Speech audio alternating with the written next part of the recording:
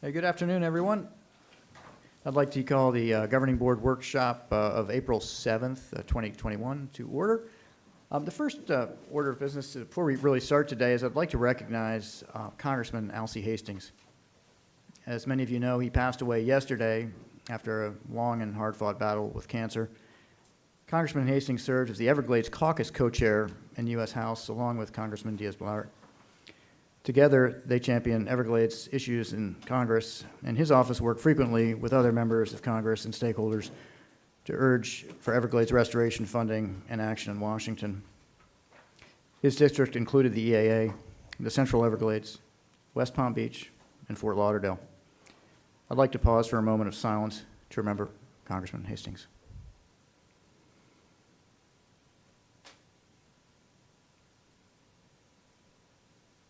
Thank you. Vice Chair Wagner, Mr. Steinle, Mr. Martinez, participating via Zoom. Are they all on?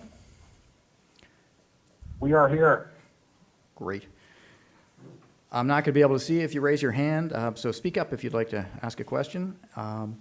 We really appreciate everyone joining us for this Zoom workshop that's going to provide us a current status and overview of the Comprehensive Everglades Restoration Plan, or SERP, the projects that are in SERP, and the program agreements. Members of the public who would like to comment at the public comment period of this workshop may use the raise your hand feature in Zoom. If you're having trouble, need help, please go to our website, sfwmd.gov, and click the Ask Us button at the top of the page, and staff will help you out. If you're using a phone and would like to comment, please press star 9 to raise your hand, star 6 to mute and unmute. For those board members who are present in the auditorium, please speak directly into the microphone so everyone can hear you. And now we'll move on to the Pledge of Allegiance. If you'll all join me. Face the flag. I pledge allegiance to the flag of the United States of America and to the republic For which it stands, under God, indivisible, with liberty and justice for all.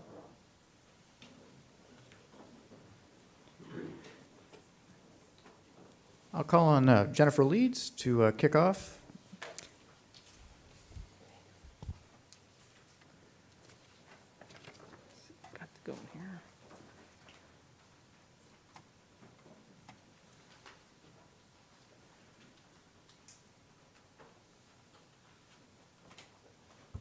Good afternoon. I'm Jennifer Leeds. I'm here to kind of kick this thing off this afternoon for our workshop on Comprehensive Everglades Restoration Plan, what we're going to call SERP 102. I'm also up here to present this afternoon with Leslie Wass, Section Administrator in our Ecosystem Restoration Project Management Group, and then also with Megan Jacoby, who is our Principal Policy Person on our SERP program.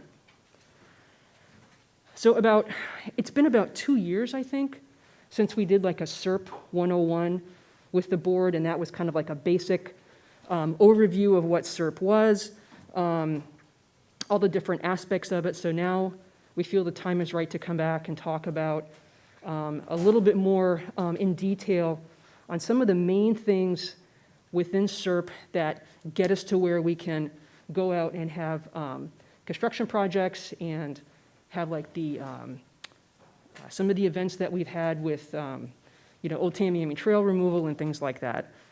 So at the end of this presentation, really what we're looking for the board to come away with is a good understanding of the cost share, what it is, how we got there, and what makes up that cost share. So just a quick little refresher, and then I'm going to turn it over to Leslie to kind of really get into it. SERP was authorized by Congress back in 2000 through WRDA 2000, through the Water Resource Development Act. And what that did is it approved SERP as a framework for Everglades restoration. And what that framework did is it authorized like this 50-50 partnership and cost share program with the Corps of Engineers for us to perform Everglades restoration.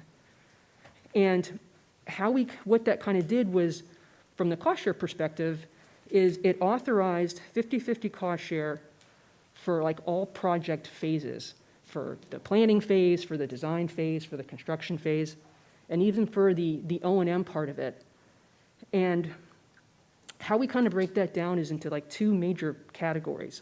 we have what a lot of us hear about, which is this ledger, right, the cost share ledger. But then what is very unique to SERP and to the Corps of Engineers, which is different for the South Florida Water Management District and is different throughout the country, is O&M is also cost shared, right? So with the Corps, if they are partnering with other non-federal sponsors, they typically don't cost share on the O&M part, but they do with us. So that makes our program and our agreements with the Corps very unique. So with the ledger, this is where the district gets credit for in-kind work. And how we do that in-kind work and that credit is, it's not by project, it's balanced programmatically, right? So we don't look at a project and go, we're gonna go out and build the EAA and spend 50-50 on it. We do it over the SERP program. So we're able to carry those credits, over and through and throughout the project. Now, what's different on the O&M side is, even though it is cost shared, it is a reimbursement. So what the Water Management District does from a budgeting perspective for O&M is we budget 100% of our O&M up front. And then we invoice the Corps on a quarterly basis to get reimbursed. So those are two distinct things I just kind of want to have you guys have a takeaway from on what's the difference in the ledger and what is the difference in how we cost share for O&M. Ms. Leeds, can I ask you a quick question? Yeah. This says there's 68 components. Could you describe to us and explain maybe a little bit about what a component is? Yeah. And whether those have changed over time or whether they're the exact same 68 that were originally authorized? Yeah, so thank you for that. So you can see on the slide we have right here, this is a picture of the restudy, the Yellow Book. And so in the initial feasibility study that was done, it came up with 68, what they call components. They have not changed over time. And how we go about planning those 68 components is, when we have a planning study, say like the one we've launched off on with BBC, or with the Biscayne Bay, right, Southern Everglades, recent project that we've started out on. It doesn't just take one of those components, it's taking, I think, 5 or 6 of those components and combining those together into one planning study. The Central Everglades Planning Project, SEP, was one of the first ones that took many components and combined them together into one planning study. And one of the reasons it did that is it could capitalize on several different components that could work in conjunction with each other, but it also allowed us to move out more quickly on some of these studies than just focusing on one particular area. Okay, so how do we do this? How do we manage this enormous program? So there are 3 things that we're going to go over today on kind of how we implement this program and the agreements that which drive how we derive our cost share. So we have what we call the IDS, right, the Integrated Delivery Schedule, which we call our roadmap to implementation. So this is how we are getting projects designed and getting projects constructed and getting projects planned. The second part, which I'll come back up for and talk about, and Leslie Waugh will give you an overview of the IDS, and she's going to break it down to give you all the information on that. The second part of that are the cost share agreements. And again, these cost share agreements are our vehicle that outlines what credit we get and when we get it. And then the last part of it, which Megan Jacoby will go over, is the cost share balance and how that is done. And then we have the very important last bullet on this slide called communication, because it takes a lot of communication to make everything work and make everything function. So with that, we're gonna get right into it, and I'm gonna introduce Leslie Waugh, who is going to go over the integrated delivery schedule.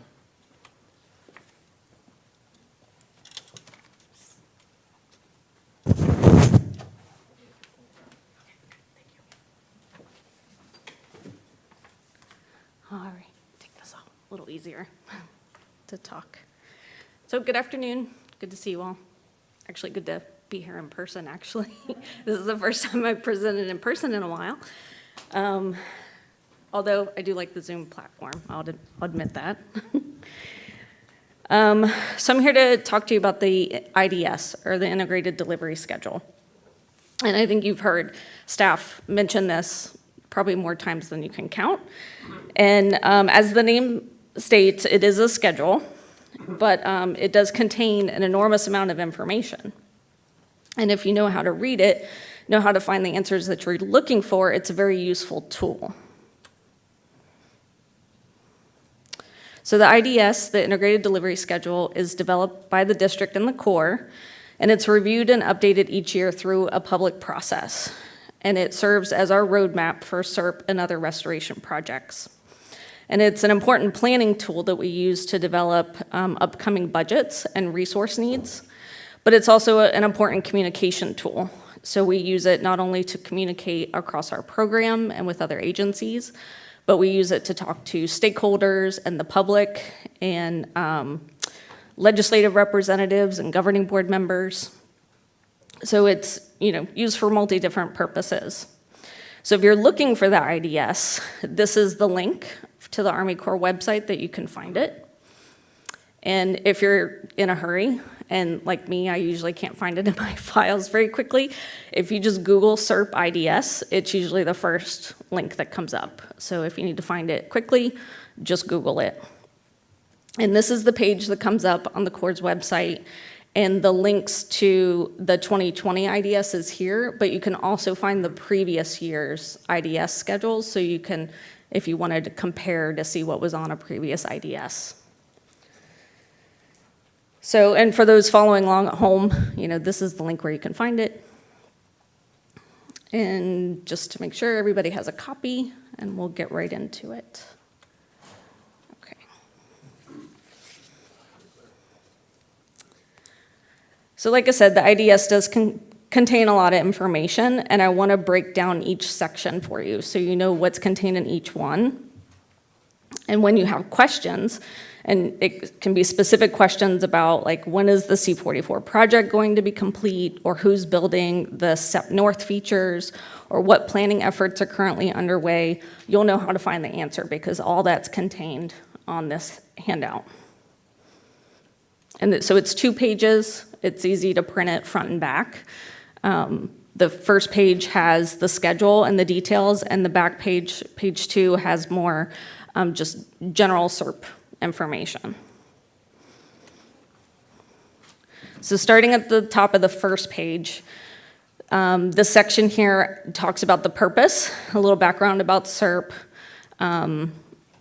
has our cost investments, and then a project locator map, and then also the legend.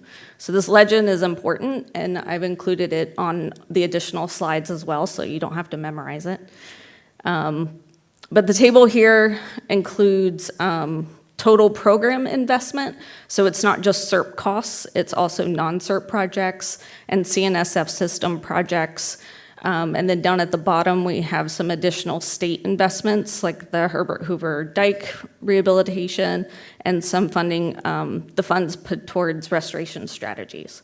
So this table here just captures all the program funds. So moving down the schedule, the next little section that you get to is the gray box that includes some years and a breakdown of costs. So these costs are only for SERP projects. So the table at the top included all program costs, but this table specifically just shows SERP project costs. And it does go out to 2030. The first couple years here that you see, 2018 to 2021, you can see those costs are broken down in a little bit more detail. That's because that's more known or budgeted costs. And then once we get out to fiscal year 22 and out to 2030, those are planning level costs. So it's just total from the state and the federal government. It's not broken down by the agencies. And the years with a W next to those are years that we either have had a WRDA passed or we expect to have a WRDA passed. So you can see there's a pattern here that we expect to have one every 2 years.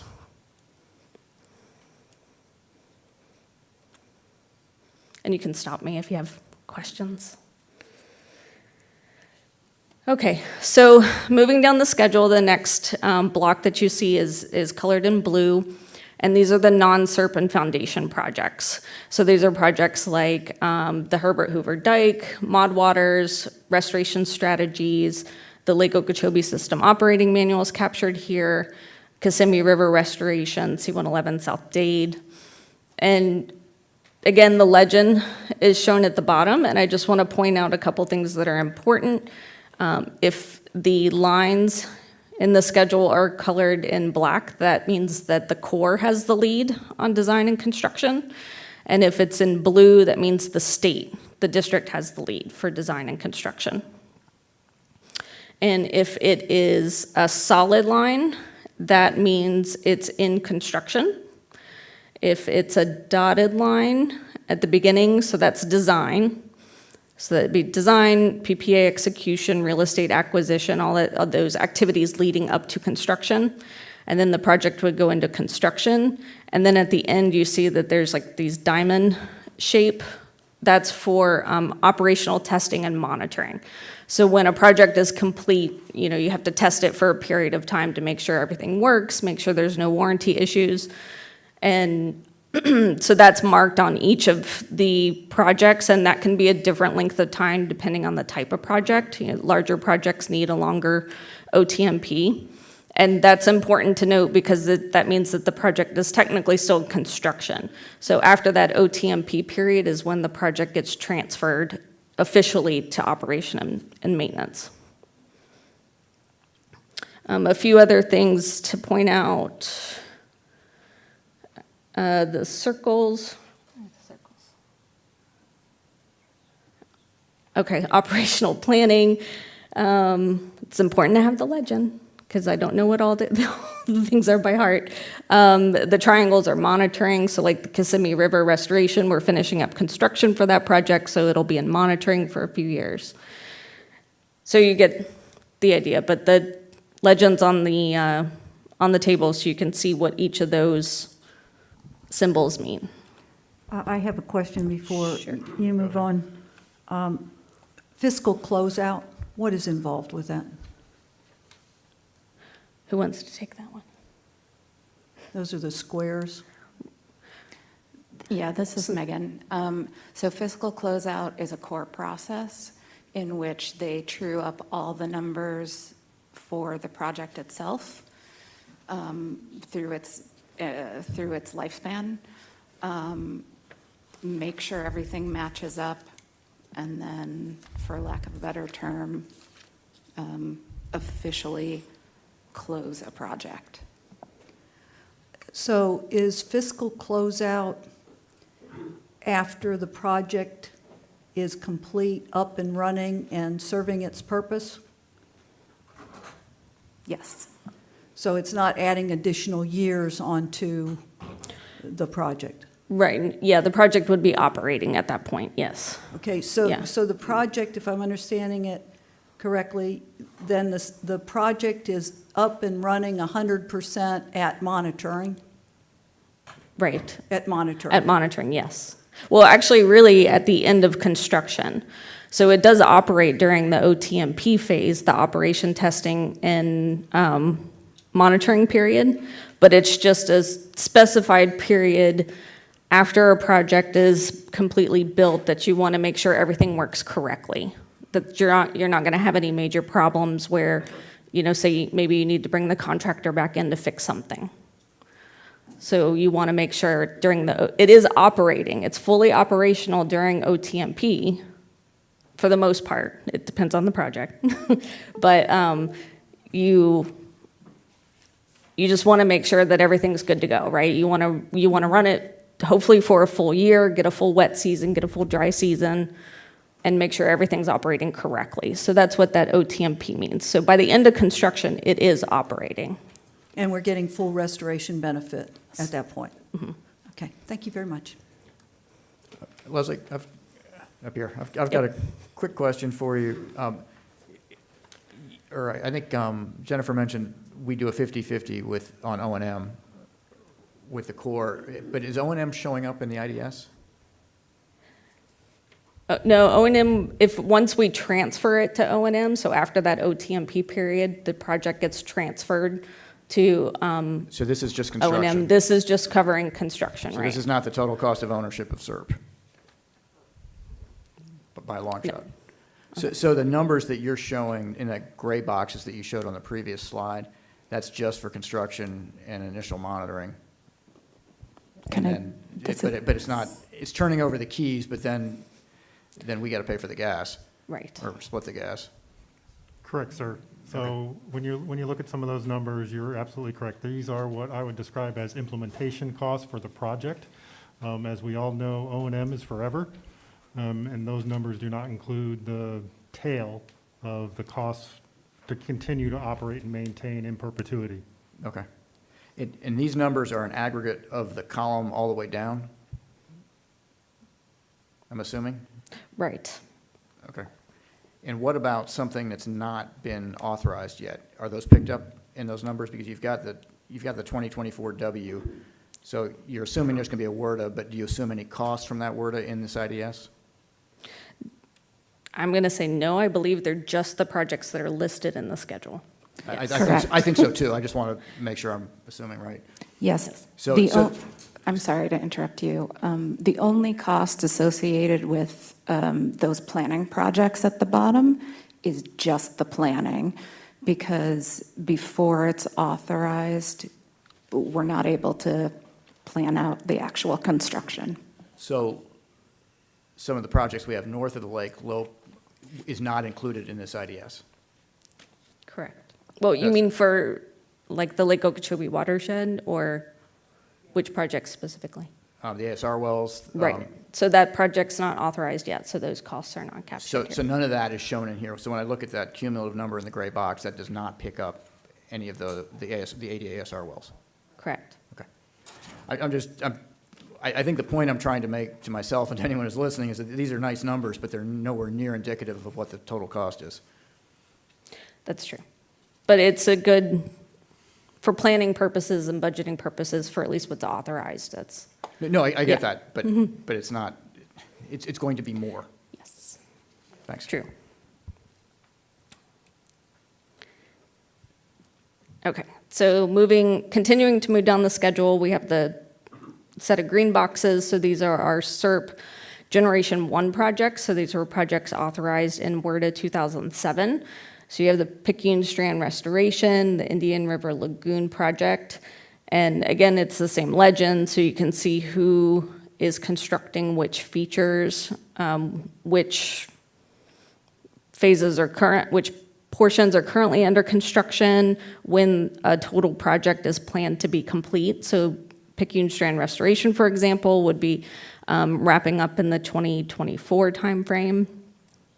So it's, it's a good look ahead to have those out years. Okay. And then moving down, we have our SERP Generation 2 projects. These are projects that were authorized in WRDA 2014. I'm sorry, may I Yes. please ask a question about the Sure. previous section? So SERP Generation 1, authorized WRDA 2007. So from Indian River Lagoon South, which includes the C-44 reservoir, which is going to finish hopefully this year, right? Which is wonderful.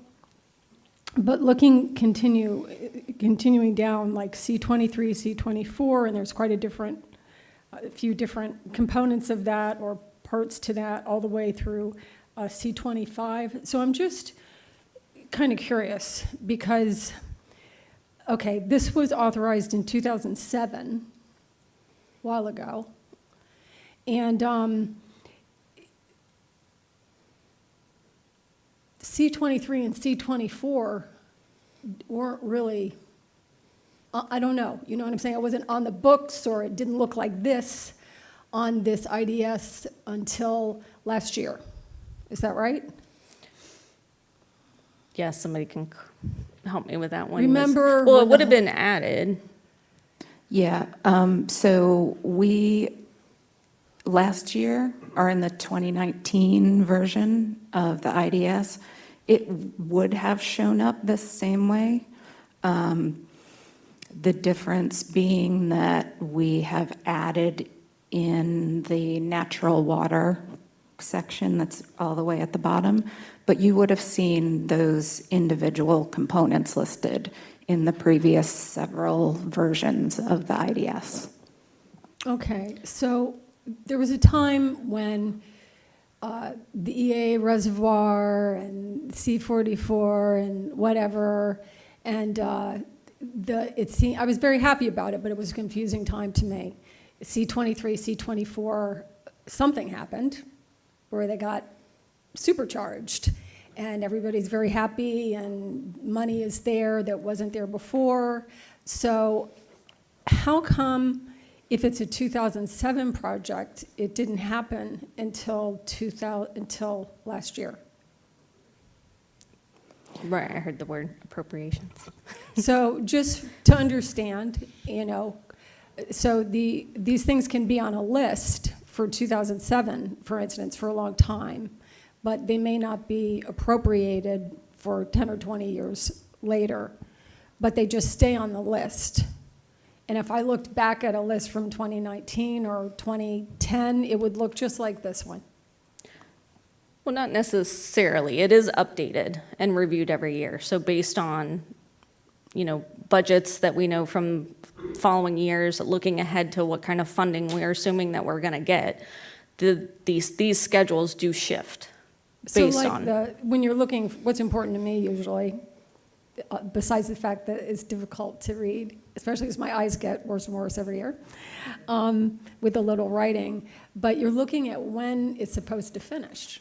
You're looking at when it's supposed to finish. So was it always supposed to, were C23, C24, C25 always supposed to finish at that time that's on here? Or did those change as the appropriations happen? And is that the kind of stuff that gets changed each year? Yes, you're absolutely correct. So you might see things from the 2019 version that were pulled forward, as in IRL South components. You might see some design periods shortened on certain projects. It's a living document, to be sure. Okay, that's great. I appreciate you talking about it, because I think the Indian River Lagoon South is, first of all, it's home for me. And it's a great example because it was an early one, 2007, and we're just finishing this year one part of all of that, and that's great. But it's a good example to kind of see how, for me to understand how things work out in people in the East Coast, close to the Treasure Coast. So I appreciate that. Great. Thanks for the questions. Are we ready to move on? Okay. Okay, so moving down the schedule, the next section is the purple section. So this is our SERP Generation 2 project. So these were authorized in WRDA 2014. So that includes projects like the C43 Reservoir, the Broward County Water Preserve areas, Biscayne Bay Coastal Wetlands Phase 1, and then the C111 Spreader Canal. So again, same idea, different colors for who's building what. You can see projects on design and construction. Biscayne Bay Coastal Wetlands Phase 1 is a good one to point out, because you can see where, we're really just finishing up the last couple contracts, the design for the last couple contracts that the Corps is building. We're working on the Cutler Wetlands portion, so that project should be completely constructed by 2024.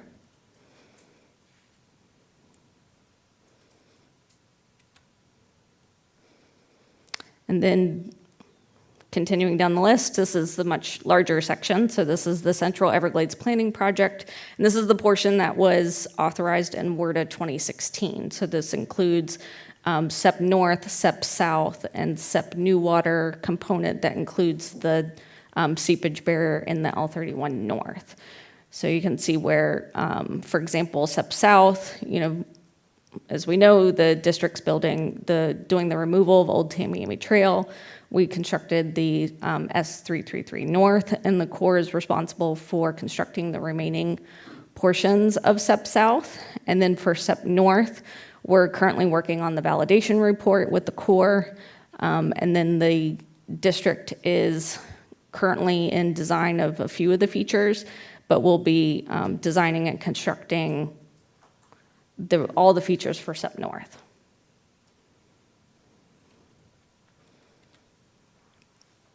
And then the last portion on the schedule is the Everglades agricultural phase. So this is the portion that was authorized in WRDA 2018. So this includes the A2 STA, the EAA reservoir A2 STA, and then the EAA reservoir. So same idea, districts building the reservoir and the canal conveyance improvements, and the Corps is building the reservoir, and you can see how those contracts are divided up into multiple contracts for the reservoir.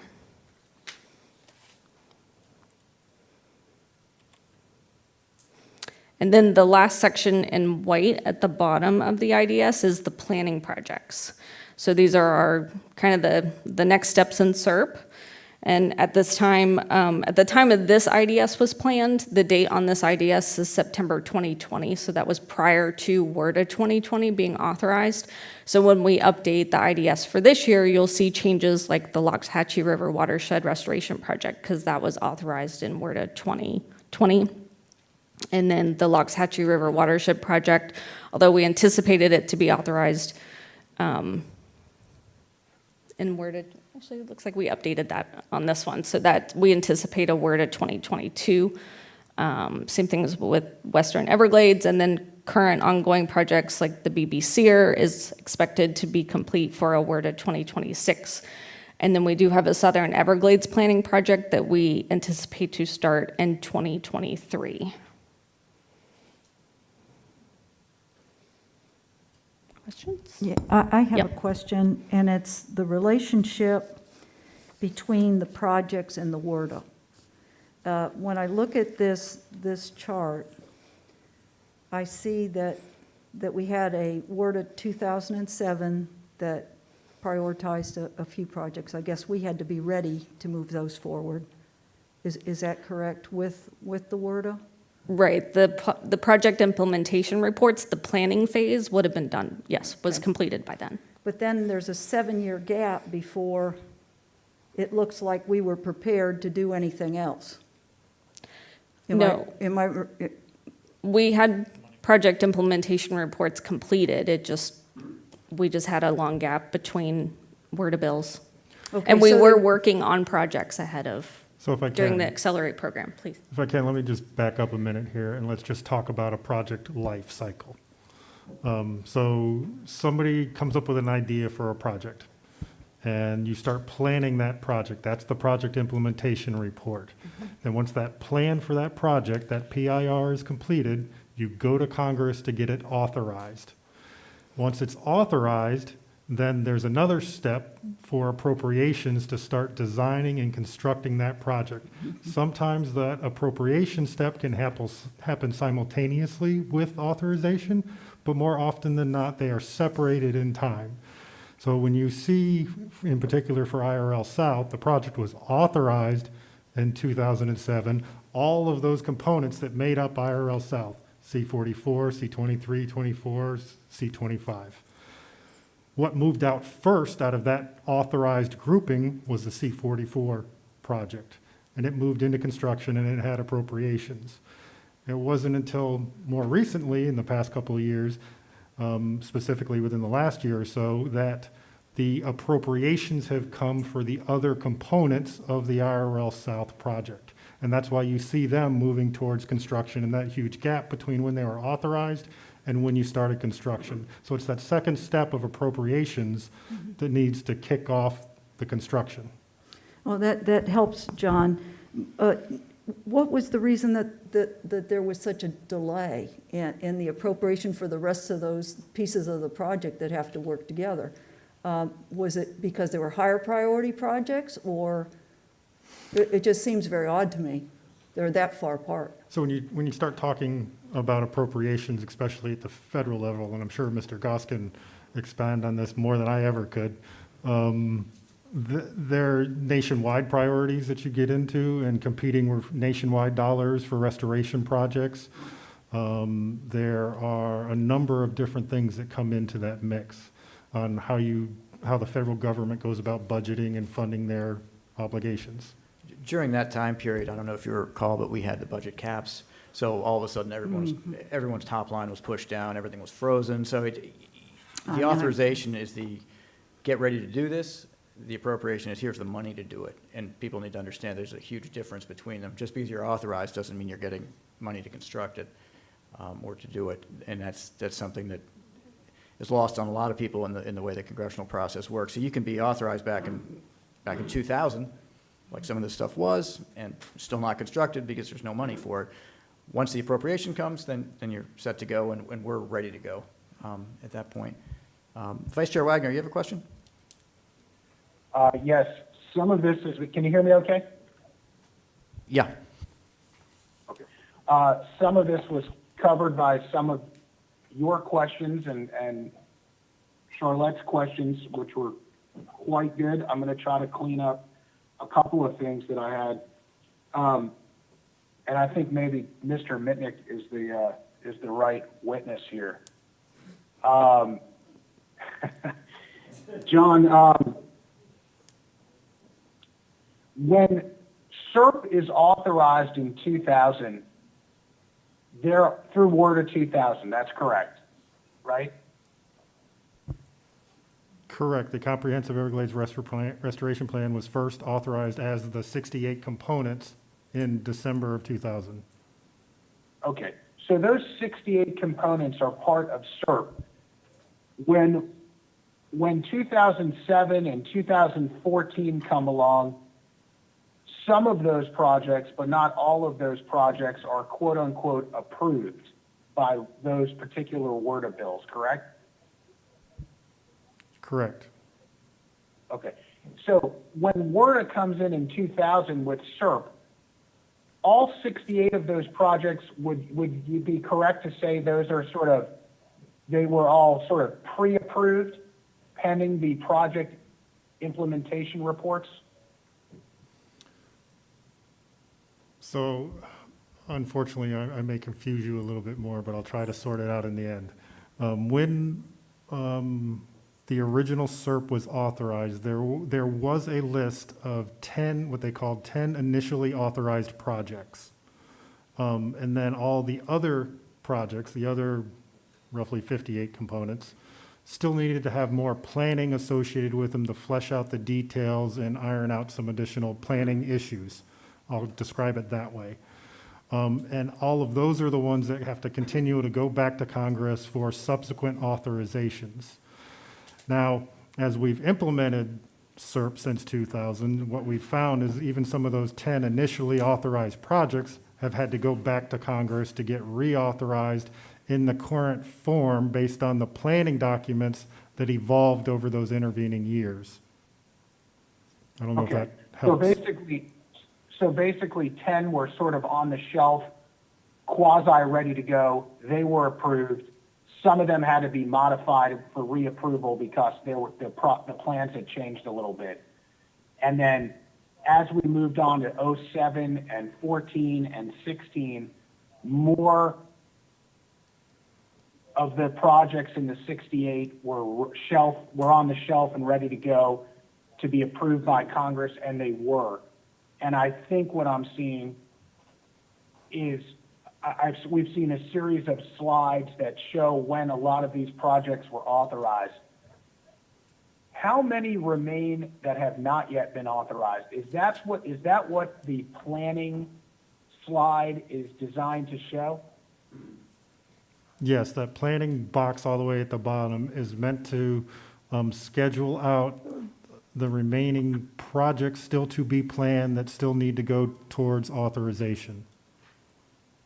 Okay, so we have, as far as I can tell, so over 50 projects that are approved, or is that pending program still not approved? When you say the pending that? program, you're talking about that planning process. Yeah. They are in the planning stages and they would need to go get authorized, and they're not approved I'm- or planned. I think you're I'm looking talking at about a the slide. pending on page 2. I'm looking at a slide right now that's up on the board. It's got a map of Florida on the right with a bunch of numerical circles for projects, and then on the left is a list. Right, so The that's on the left back bar- side of the IDS, that map is. And you're right, Okay. the pending and the planning/feasibility are project components that still need to be authorized. By Congress. Correct. Okay. Is the pending section stuff for which the PIR is completed but has not yet been submitted to Congress? No, Okay. What is the difference between pending and planning?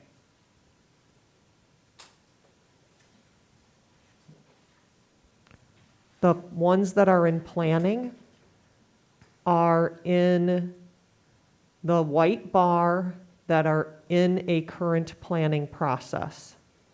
The ones that are pending are not under a current planning process. Okay. So pending would be further away from the finish line than planning? Yes. Okay. I only say that because it's a little bit confusing on this piece of paper, because it seems like the top projects are complete, the second or implemented, the second tranche of projects are authorized and in design and construction, and then it seems like the third and the fourth should be swapped, right? Planning should be closer and pending should be further away. I agree with that intuitive way of thinking about it. I'll offer that this was the first version that included this map, and we went back and forth about 1,000 times trying to figure out how to make this map with the columns on the left-hand side understandable. And so that's a great And comment that we will definitely bring to the core in the next update. This map is great, and I think, the two-pager is fantastic, and it really gives you an idea of what's going on. I was just curious, and I guess the next question is, when we go to when we go to Congress for authorizations of SERP projects as part of a WRDA approval, and we get approved or we get authorized for appropriations at some point, has the state, is part of us, before we go to Congress, has the state already approved us for appropriations on those projects?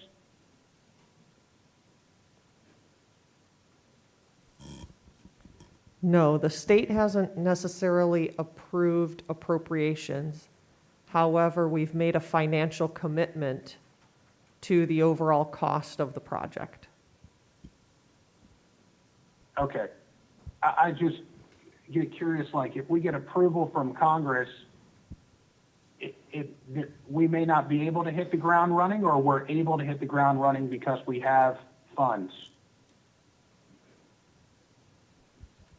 We don't necessarily have funds from the state already appropriated, but we try to project those costs in our legislative budget requests so that we can move forward on construction in accordance with the integrated delivery schedule. My last question, so everybody can breathe a sigh of relief. Does the WRDA approval of a particular project ever expire? It doesn't expire. but sometimes there are changes needed if implementation takes a long time, either because of changed conditions or changed costs. And then that would be a post-authorization change report or a PACR that would be needed from Congress in order to modify and update the authorization. Thank you both, Mr. Mitnick and Ms. Reynolds. Thank you. Thank you, Vice Chair. I've got one question as a follow-up to that question. He just had, you have two projects here, number 35 and 59, I believe, are both put down at the very bottom of that, the last two rows, as deauthorized. So are those two components, those were things that we're not doing, or are they, I guess they're not completed, or they wouldn't show up like that. So does that mean of the 68, there's now only 66?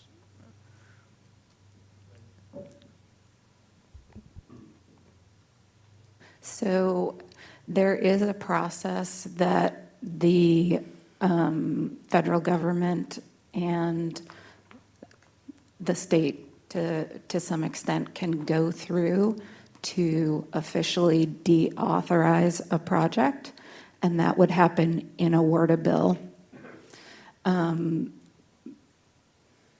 That process can happen through several different means. Either dollars weren't spent within a certain amount of years on that project, or the non-federal sponsor could say, we're not interested in doing this component.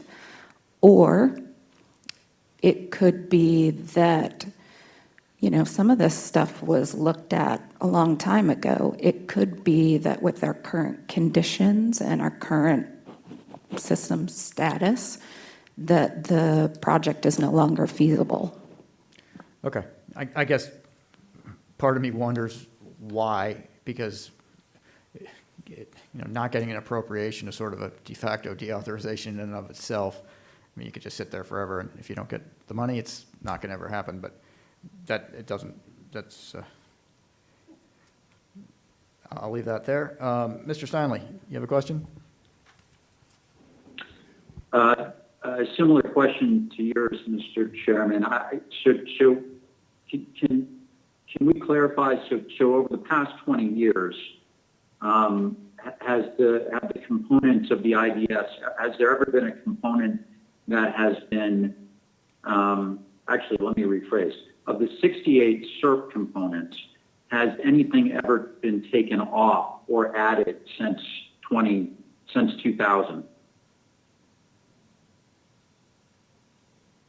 In other words, do we, as part of the IDS, that's one stage, but is there, 20 years is a long time, and certainly conditions change. We've got a lot on the list.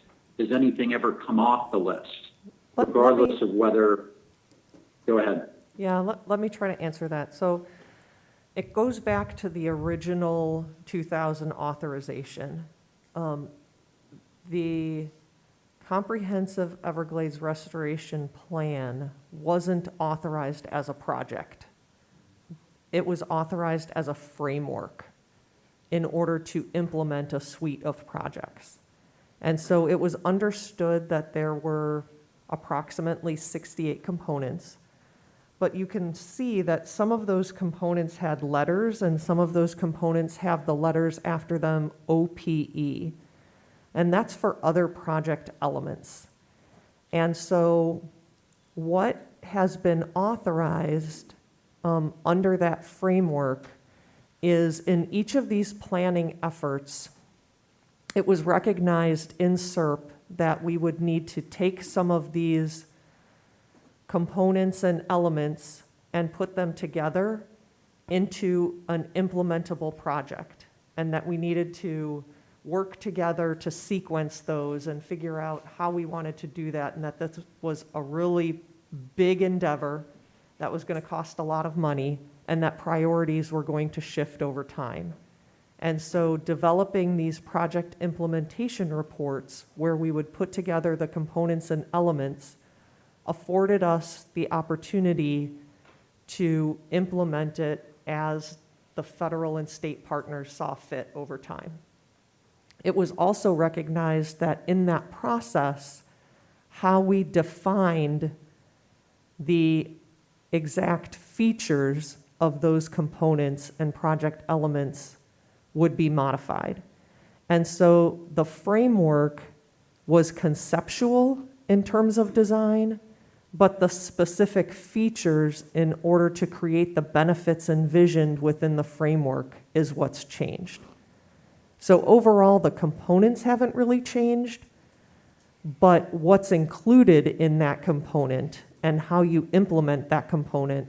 Do you need a bunch of levees? Do you need different canals? Do you need a pump station? Do you need a reservoir plus a bunch of other stuff? Or do you just need to degrade something?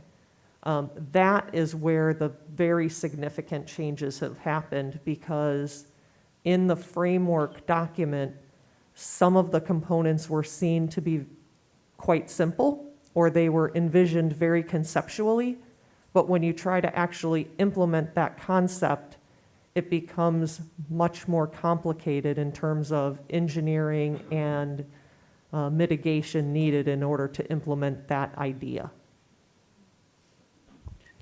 Yeah, I guess what I'm trying to figure out is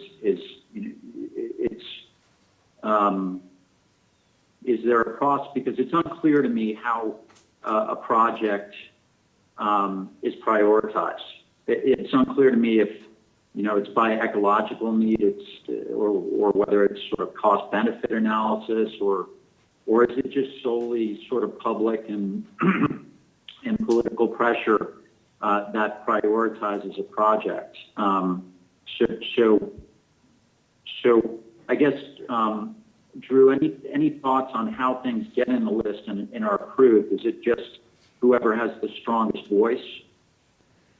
I would say it is driven by public interest, as most appropriations for projects are. And so I would say that, and then we are public agencies that have public engagement. And so it really, it is a process of hearing the public, hearing what problems need to be solved, like estuary discharges, like Florida Bay, Biscayne Bay, Lake Worth Lagoon. All these problems that people see need to be solved. And then it comes from that public engagement that then drives the appropriations and the planning procedures and those types of things, which is why you see certain planning procedures move out quickly. And I'm not sure, I wasn't around for the 2007, but there's a very important reservoir, the C44 reservoir, that may have driven that, right? Something that coming down the C44. But then you see the other ones that come forward, but it is very much a public engagement process. And when you look at the planning procedures going forward, that was kind of driven out of our public engagement and then our interaction with the Corps on what was next. Biscayne Bay Coastal Wetlands Phase 2 and the C111 Western Spreader component. And then you pile in the components that are associated hydrologically with those, right, in Miami-Dade County. So that a lot of that is driven just through that public engagement. Okay, and then sorry, last question. I'm interested in this percentage number, which I guess is called the Everglades report card. Initially, when I saw it, I was thinking it reflected the percentage of projects that had either been approved or completed. Let's say approved because those are high numbers. It doesn't look like that's what it is, but maybe you were going to get to this. What is that? What do those percentages mean? And if it is not really reflective of percentage of projects in each of those areas that has been approved, a separate question would be: is there any effort to try to balance projects between different recovery regions? Leslie or Lawrence, I'll let you explain the percentage if. Right, you're talking about the Everglades report card? Yeah, the recover, I Right. think it is. So that's based more on achieving ecological goals, so like the performance of the project. And, a lot of the projects that a lot of the projects are really under construction. Like at this point in time, we don't have a lot that are complete and fully operating to get the full benefits of the project. So I think that's where you get that 45%. There's just, I feel like we're in this stage where, you know, we're in construction and we still have a couple more years before we start seeing a lot of these big projects come online and operating to get those benefits from the project. Yeah, and this is Lawrence. It has to be taken in context, exactly as Leslie said, as to where we are in that life history of the project. So where the number is only 45% for projects that are more complete, it might be higher, but it gets dragged down because it's holistically looking at all of the performance measures, and some of them require more components to come online before that performance increases. So it's a number that has to be taken with a grain of salt and looking at, and that really rolls up all of the different components. There's a component for the estuaries, there's a component for the lake, there's a component for the Everglades. And so it rolls up all of those into one number. So that one number is kind of hard to look at and say, you look at it and you say, oh, we're doing poorly, but you have to get into the entire report card to see what each performance measure is saying and how that is related to where we are in the process of the project that really impacts it or helps it. Thanks. And I think Mr. Soundley also had a question of figuring out if we balance the projects regionally or geographically or by ecosystem. I don't know if that's something you can address as well. I can try and tackle that. So that goes back to what Drew was talking about how the IDS is developed. So we develop the IDS in a very public process, and the public participates in deciding how we make those choices. And we use a lot of data from Recover and other scientists across the agencies to help take a look at that. And so we do try to look at those things. For example, if in one area, one of the Recover areas, and those are the color coding on this same map that's on the screen now, if we are projecting a very significant continued decline in one area and there are no projects that are currently being implemented in that area, then that has been a discussion in the past. Should we prioritize implementation of projects in those areas? The problem is that all the areas continue to decline until we implement more projects and get them into operations. Great, thank you. Ms. Meads?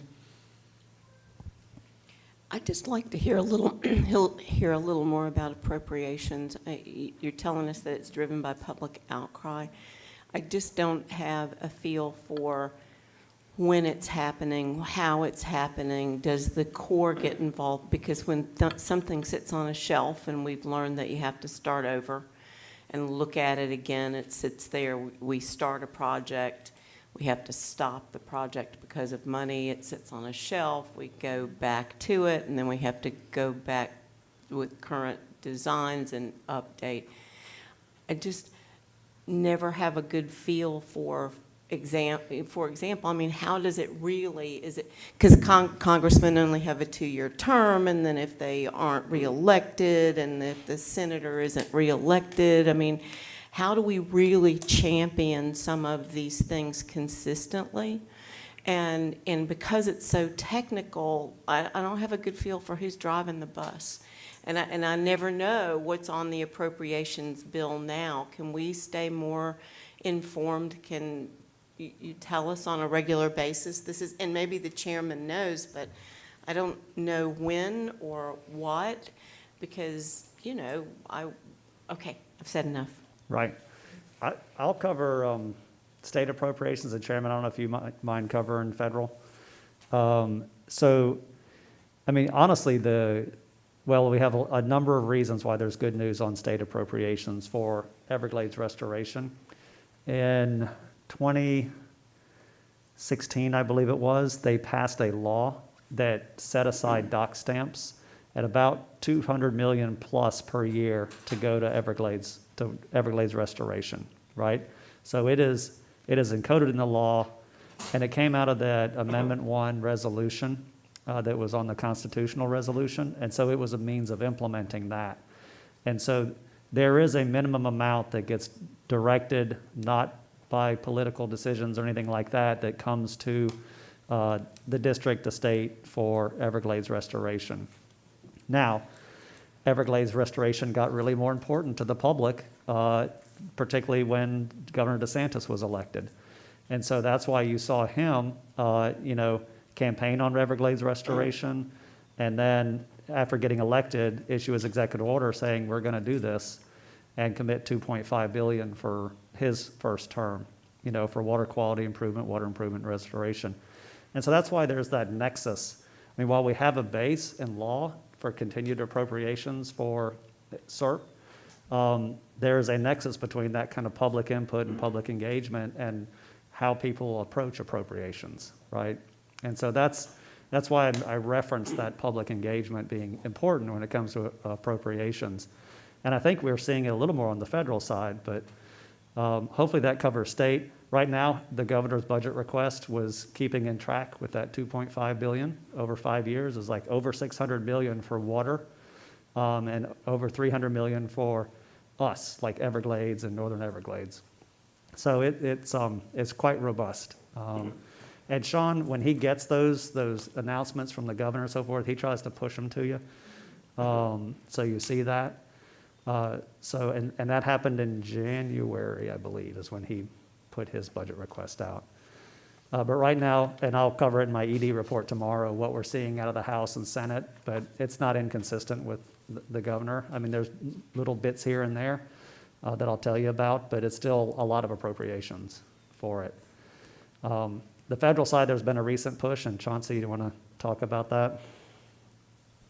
I mean, I'll talk about it. Briefly, I mean, we have constrained resources. Otherwise, the authorizations, if those were money, we would have, this thing was authorized 21 years ago or 20 years ago, we'd probably be done with all these projects by now, but we're not, because those decisions have to be made, and we do have constrained resources.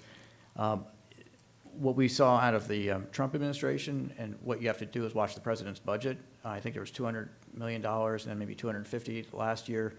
That money came as a request to Congress or as a recommendation to Congress from the president in his budget, and then Congress acts on that.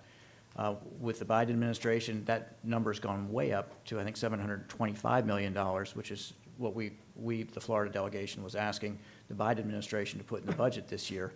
And part of the reason for that is when you look at the IDS schedule, you'll see those numbers start to pop up because we start to move into construction of some of these big projects, and there's real money there. So we won't know until we see the president's budget. Typically, it would be out by now, but it's not. And then once the president's budget comes out, then we start to work with the appropriations committees, and the staff there and the Florida delegation works very closely. We have some members who are on the appropriations committee from Florida who are very powerful and can get things done and who understand this process, and we work with them. And when I say we, I mean the state, not so much the district. And if, as much as you want to be involved in that process, you can, and I'm sure that Sean and Drew and Megan and whoever else can help you understand the process. And if you do have a chance to go to Washington and knock on some doors, that's always good. But you sort of ask what drives the process, and it's messy. It's not a sort of, you wouldn't design it this way. I'll put it that way. If you were in business or an engineer, having the brain you do and being very logical and say, okay, I want to get from here to here, this is the best way to do it. That's not the way our process works at all. It's very happenstance, and you take what you can get when you can get it. Is it wrong to say that it seems heartbreakingly inefficient when we spend so many millions on a project and then we don't have the money to finish it, and then we have to kind of start over? It's heartbreaking. As I said, it's not efficient, and it's not the way you would run a business, but it's what it is. I had a, Okay, we'll go Colonel Roman, then Mr. Bergeron. yeah, I think that you highlighted a key thing, Cheryl, because, the governor, with his leadership, he put out an executive order, and he set the stage and the roadmap for where he wanted to go. And so we're executing those priorities, and we're making sure our money is directed towards that. Our planning and everything that is necessary is moving forward so we can appreciate the benefits from some of these Everglades restoration projects. The difficulty I have, and I've worked at the federal level, so I've had this frustrating systems for several years, is the fact that it could leave something unfinished. We've got a couple of very good examples from SERP Generation 1 right here. Leave something unfinished. There's really not the visibility at the federal level to say, hey, wait a minute, this piece has to go with it, or we're not going to realize the benefits of Everglades restoration on this particular suite of projects that go together. And that's that sequencing that I've brought up in other things. I don't know if there's a way to get that roadmap a little clearer. I don't know if we work with the Corps on that. I don't know how we do that, or maybe it's just such a political process, Mr. Chair, that we can't really get it to that point. But that's what Everglades restoration needs. Everglades restoration needs that consistency so that we finish each and every piece of a particular suite of projects that completes one element or one component and starts working for the citizens of Florida.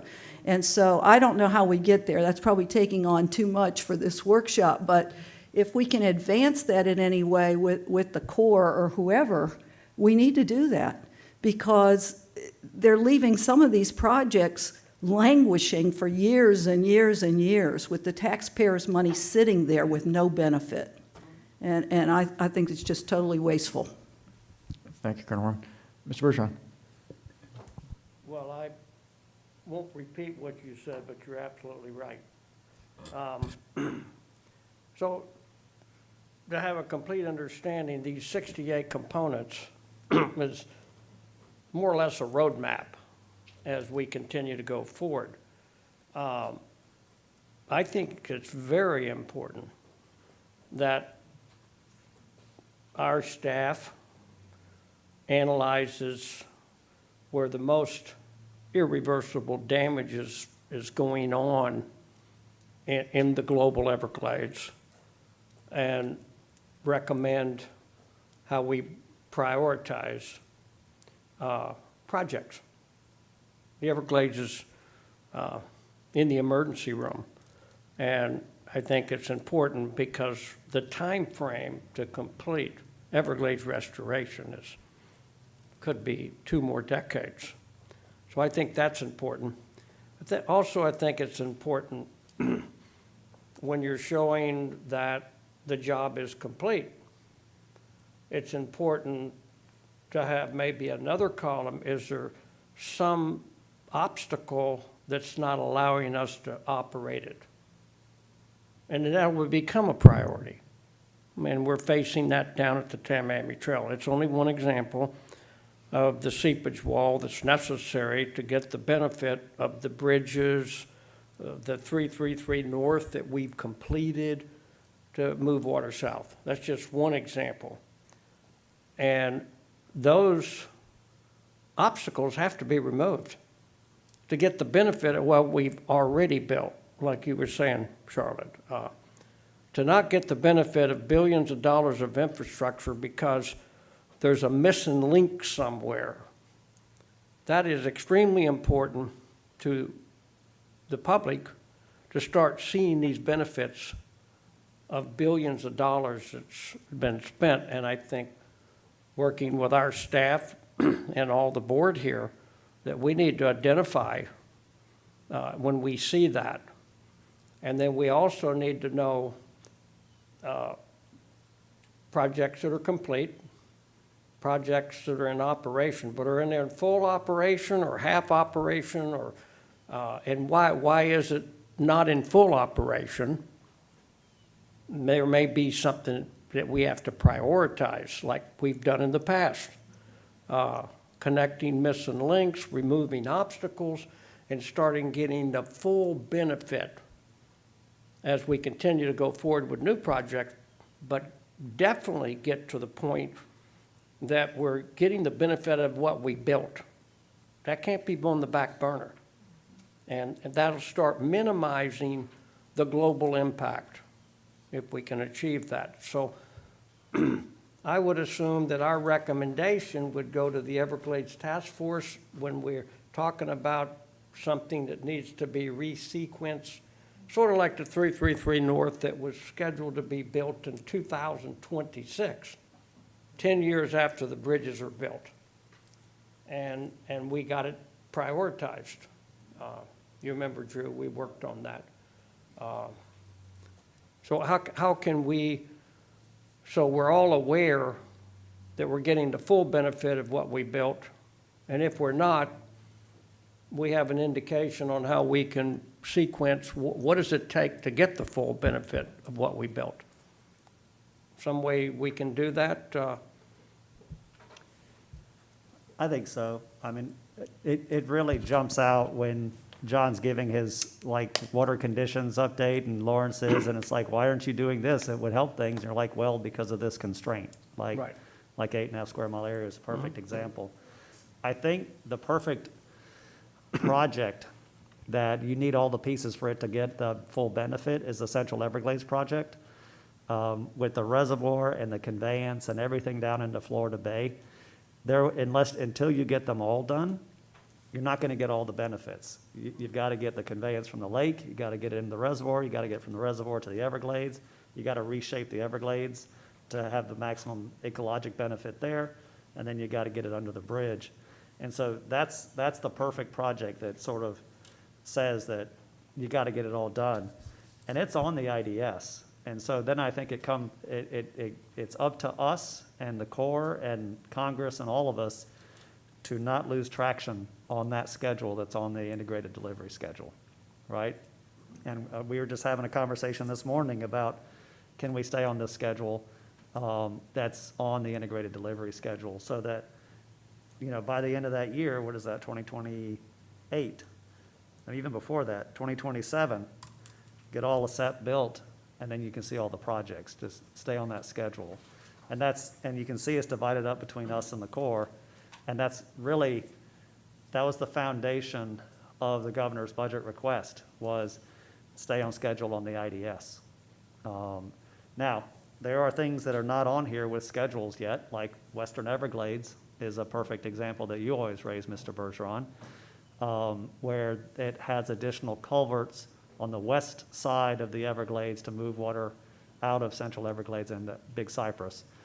And so our endeavor there is to make sure that that Western Everglades is teed up for authorization and that they finish the planning process to put together the plan.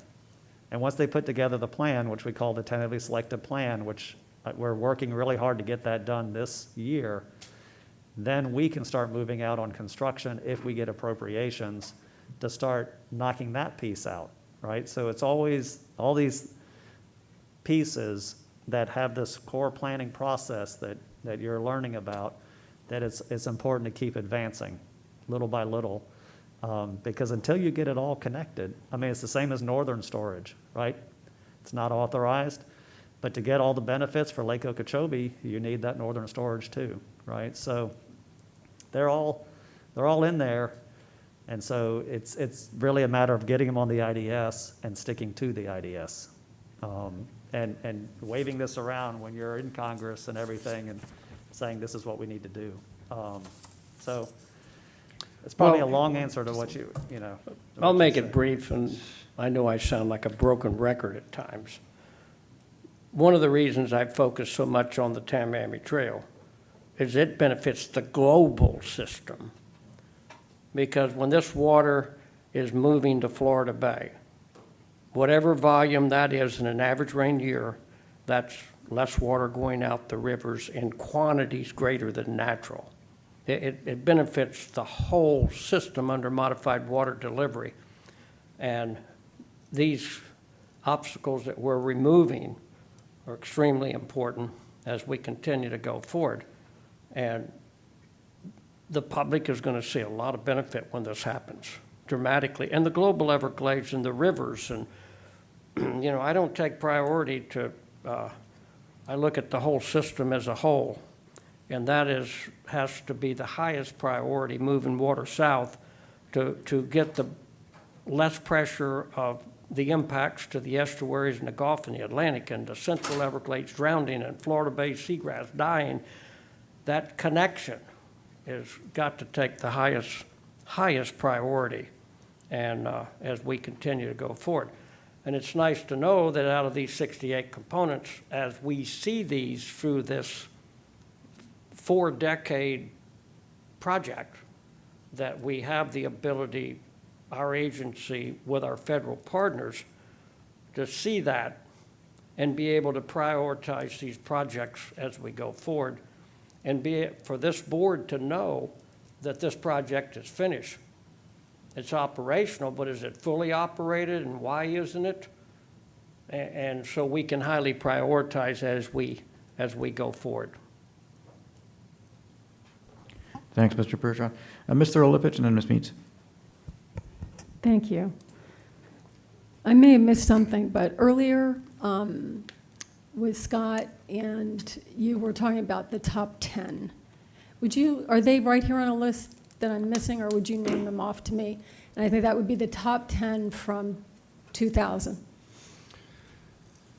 Yeah, so as they were described in the original authorization, let me see if I can. Yeah, some of them are in here, but you'll know them differently from what they were originally because they've evolved over time. A really good example of that is Lake Okeechobee Watershed Project. So there were components in the Lake Okeechobee Watershed Project that were part of that 10 initially authorized projects. But those components have been reformulated through the intervening years to what you now know as the Lake Okeechobee Watershed Project. So yes, there is a crosswalk that we probably could come up with. I can't name them right here off the top of my head right now, but we can absolutely get that to you. So just off the top of your head, what were parts of that Lake Okeechobee Watershed Project? So there was one of the 10 initially authorized projects in 2000 was the Taylor Creek Nub and Slough Reservoir Assisted Stormwater Treatment Area. That project, as it was envisioned 20 years ago, is not part of the current Lake Okeechobee Watershed Project, and it's been reformulated. Okay, and that's up by Okeechobee and Martin counties, I think. Correct. And so, for whatever reason, somewhere I read, maybe it was right, maybe it was wrong, but I think the EAA reservoir was part of the original top 10. Do you think so? I know so, yes. Okay. I also believe that the ASR wells were part of the original top 10. Was that correct or is that incorrect? I would have to go back to confirm, but I believe it was just the planning study, the regional feasibility study for ASR wells, not actual implementation of ASR wells, but the feasibility study. Okay, and I think that Biscayne Bay, something with Biscayne, no, I'm sorry, Florida Bay? I'd No? have to go back and look. Now you've Okay, I exceeded think my I'm memory. pulling this out of Amy Green's new book, Moving Water. And there was a chapter where she's talking about this. She's a good reporter. And I remember I was surprised to see the ASR wells there. And, but I was happy to see the EAA reservoir there. And I'm not sure what the reference was to that, but I do think it's important. You know, I do think that history matters. And I do think, I mean, as much as I want to do everything to benefit the St. Lucie River, I also have to work within the context of the history of SERP. And you know, and I want to know what all those people sat around and had this wonderful moment in time where they agreed on these 68 projects. I think under Mr. Kaiser was somebody who helped. I mean, I'm just thinking of people. Kurt Kaiser, I think, you know, Jeb Bush's, the state. It was a magical time. And I think it's proper to honor those people. I mean, things have changed. Absolutely, things have changed. But it's important to know what the original Yellow Book roadmap was. And then I think, see if we can match ours with it. You know, I mean, because I like to have a map that somebody else went down to. not just a map that I created. You know, even me up here, or even someone like Mr. Bergeron, who's my hero. You know, but I mean, what did they think before? And how can we blend that with now? And the truth of the matter is, all you have is today. Because you're going to have another board up here in a few years. And Governor DeSantis is, I'm not saying a few years. Drew, nothing is permanent. You know, I think Governor DeSantis, he's another hero. But reality is, the things that last in life are the things that are able to last as things change, as things adapt. And so we have to do something using what the original people did and taking that to the next level and handing that baton to the next group so that we still have that feeling that everybody's a part of this. You know what I mean? And I think that yellow book is probably a good thing to review. So it is very exciting, and thanks. Thank you, Ms. Thrilovich. Ms. Meads? Just a quick question. So do we have an easy, understandable list of constraints that doesn't have all of the extra stuff on it? Because from the beginning, you know, I remember when I first looked at the environmental report, and I know I don't have this right, but it was like 22,000 pages or something. It's like, I mean, I actually used to think I was a bright woman until I got this appointment. It just blew the top of my head off to know that this document was 22,000 pages, and I just was trying to dig through it. And so when I look at this and we bump into constraints as we sit up here together, and Mr. Bergeron already knew it was there, and then we're going, you know, the bird, this is in the wrong place, 5 isn't getting any water, why? Because we don't have anything built to, you know, do we have just like an easy list of constraints so that we can start focusing on that in our heart and our mind? We do. I mean, it's the constraints map. Yep. So we could probably get it before you leave. I love that. Yep. And it's everything that SEP and Tamiami Trail Next Steps and a lot of this is solving those constraints. A lot of what's on here. But it's a good map. We'll get it for you. Let me be brief, and I apologize again, but in talking about prioritizing projects, and I don't think you need to be a rocket scientist to figure it out. We were building the EAA reservoir to have water, feed it to the environment compatible with the wildlife in the environment. But if you don't get beyond the Tamiami Trail, it ain't going nowhere. One thing to understand is the highest priority is that the 1,500,000 acre feet in an average rain year that flow to Florida Bay should never go in a well in the ground, doesn't have to be in a reservoir too long. That's the natural volume. When you back this system up, it's going to go east and west. Pretty simple. You know, that volume in quantities greater than natural affecting the estuaries. Every project's important, but we, as a board and our staff, has to address the highest priority that would minimize the minimum irreversible damage that's going on in this system. And that is moving water south and getting all obstacles out of our way. And every project's important, don't get me wrong.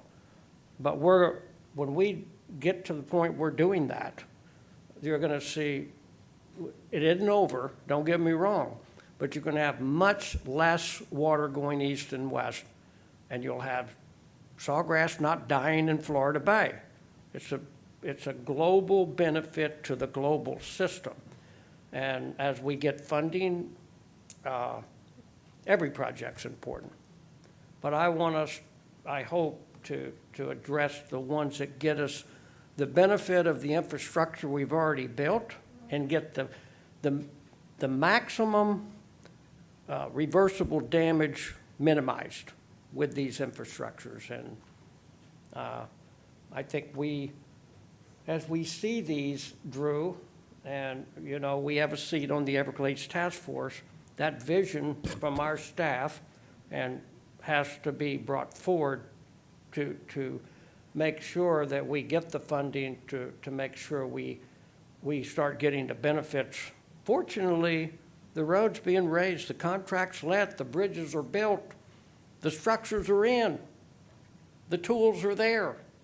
And I think we have to really push hard, and I'm excited about doing that. No, thanks, Mr. Bergeron, and thank you all, Ms. Waugh and staff, for shedding such light onto the IDS. My optometrist now has a copy of this, so I can understand it. Every time I looked at it, I was scared. I'm not anymore. I appreciate that. And Ms. Reynolds, you brought up, I thought, you gave a very good explanation of the components, because a component and project were synonymous in my brain, and they're clearly not. And that helps me a lot to sort of understand as we're moving forward what the component structure was. So thank you all for illuminating that, and it was a good discussion. We can move on. Oh, well, I'm not done. Who's not done? Oh, I know, you're not. Oh, you're not done? No. Oh, good Lord. Well, but quickly, it's really just, it's Well, you the still slide can and move one on. more slide. So, because now we're on the back of the IDS. I covered the front of the front. This map here starts the back of the IDS. And I think My apologies. No worries. And I think we talked a lot about this already. So this is just the status of the Yellow Book components, and kind of that key takeaway, like you just said, it's, our authorized projects can include multiple components. That's why you don't see 68 authorized projects in WRDAs. But this is a good map for reference. You can see, where the numbers match up to the map, so you can get a general idea of the location of where those projects are. And then the column on the far left that shows you the status of those projects. And Mr. Wagner had a good suggestion that we can go back and look at maybe reworking this map to change the planning and feasibility and the pending, the way that's laid out. So, but this is a good map for reference. And finally, the last part on the back of the IDS, like I said, there's a lot of information on there. So this is the last section that I want to talk about, and it's about operating manuals. And operating manuals are divided by geographic locations, so you can see where, it's SOM Volume 2 relates to the geographic region on the map that's labeled 2. And operating manuals describe how we operate components of the CNSF system and SERP projects. So as these SERP projects come online and become operational, they need to integrate with the CNSF system. So as they start operating, we make sure that we get the water right and achieve the benefits of these restoration projects. And this is just a schedule of how we would go about updating the different sections based on when the projects would come online. And with that, my part's done. Thank you. Any more questions for Ms. Waugh? Thanks very much. Thank you.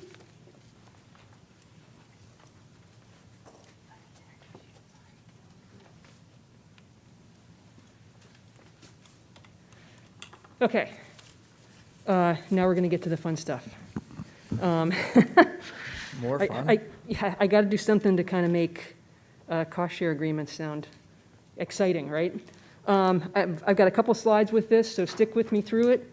And then when I'm done, Megan's going to come in and back clean up and get us home with the cost share stuff. Okay, so cost share agreements. A couple of things that we want to go over with you all on the types of cost share agreements that we have. So we have two types of cost share agreements. The first one are our program level agreements. These are our overarching agreements that kind of govern the program. And there are two specific ones that we have. We have a design agreement, which was executed in 2000. And then we have what we call the master agreement, which was executed in 2009. And then we have our project-specific agreements. And these are agreements that are specific to the projects that have been either in planning or are authorized. And these are the ones that give us credit, right? So we've got the project partnership agreements, but then we also have something called a pre-partnership credit agreement. And what is unique about that one is that is something that the Water Management District is the non-federal sponsor. We can use that agreement to kind of do some early work, right? We can get out ahead and start some early work. And by signing this agreement, we do what we call preserving our credit. So we're going to go into each of these. So the first one we want to talk about is like the program level design agreements. When this was executed in 2000, it was so we can get the SERP, program going. And it covers many aspects of the program itself. It covers our planning and project implementation report development. So the planning projects that we have going on, like the Lake Okeechobee watershed, like the Western Everglades, like BBC, and we have some examples of those. And so we are working with the Corps on that, and our activities associated with those planning projects are covered. So we don't have to have any type of specific separate agreement for that. It covers when we want to go into detailed design, our engineering. It also covers something called our adaptive assessment and monitoring. And it also covers things, what we call pilot projects.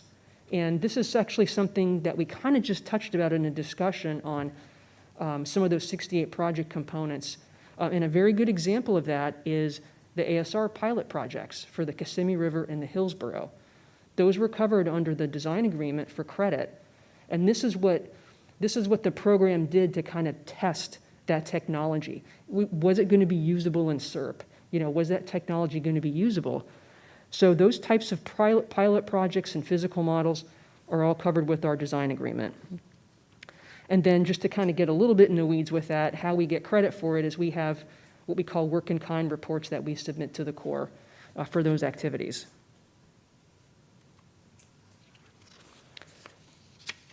Now we have the master agreement. The master agreement controls or specifies the content of project partnership agreements. And so where that's important is it controls the content of what's being cost shared, the construction, the land acquisition, the easements, the rights of way, the relocations that we do, right? And a lot of that stuff is specific to us as the Water Management District, as the non-federal sponsor. So many times we'll come before the board and ask for land acquisition associated for a project. Many times you'll hear us bring contracts up where we want to relocate utilities on SERP projects. All of that is included in the PPAs under something we call LEARDS, which is another great acronym, but it's lands and easements and rights of way. And so when these project partnership agreements are executed, that's when all that work that we've done lands on our side of the ledger. The Corps itself cannot start construction until they have an executed project partnership agreement. But the Water Management District, before having a PPA, we can sign that pre-partnership credit agreement. And that preserves our ability to get cost share, right? So that's kind of what we can do. And I think we covered a little earlier that O&M is reimbursement. That's also outlaid under the master agreement, and the O&M costs also go into the PPA. Okay, so those are program level agreements. I'm sorry, I had asked permission to ask this question. Yeah. From the chair. So at the bottom of your slide, it says the U.S. Army Corps of Engineers cannot start construction until there is a new start designation and an executed PPA. Because of what happened with the EAA reservoir, new start, that was like a four-letter word for me. So what happened? So if that's the truth, then that's not correct. Everything has to have a new start. Can you explain? I'll start the conversation, and then I'll tap my expert team to kind of kick in and add some color. So so it has to do with how the Corps is getting appropriations and what they designate in, I think it's in the appropriations, right? If they get a new start. So, and there's only so many new starts when they get an appropriation. Oh, Did I lay that out right? Yeah, so I'm going to try and explain this the way that I think about it, because it's a really confusing concept.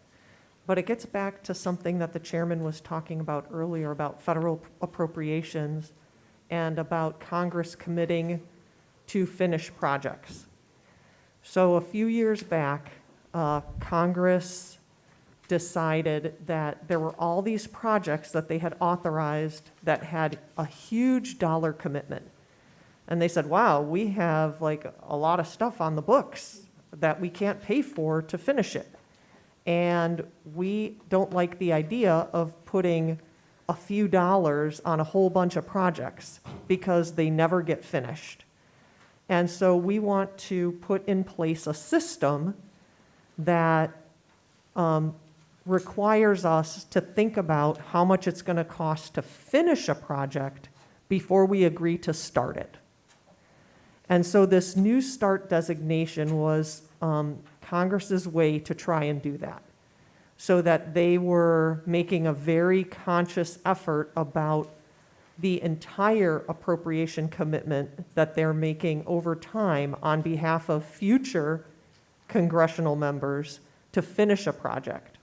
And so that they would limit the number of new starts to looking at appropriations over time. And so that's the reason that they did it this way.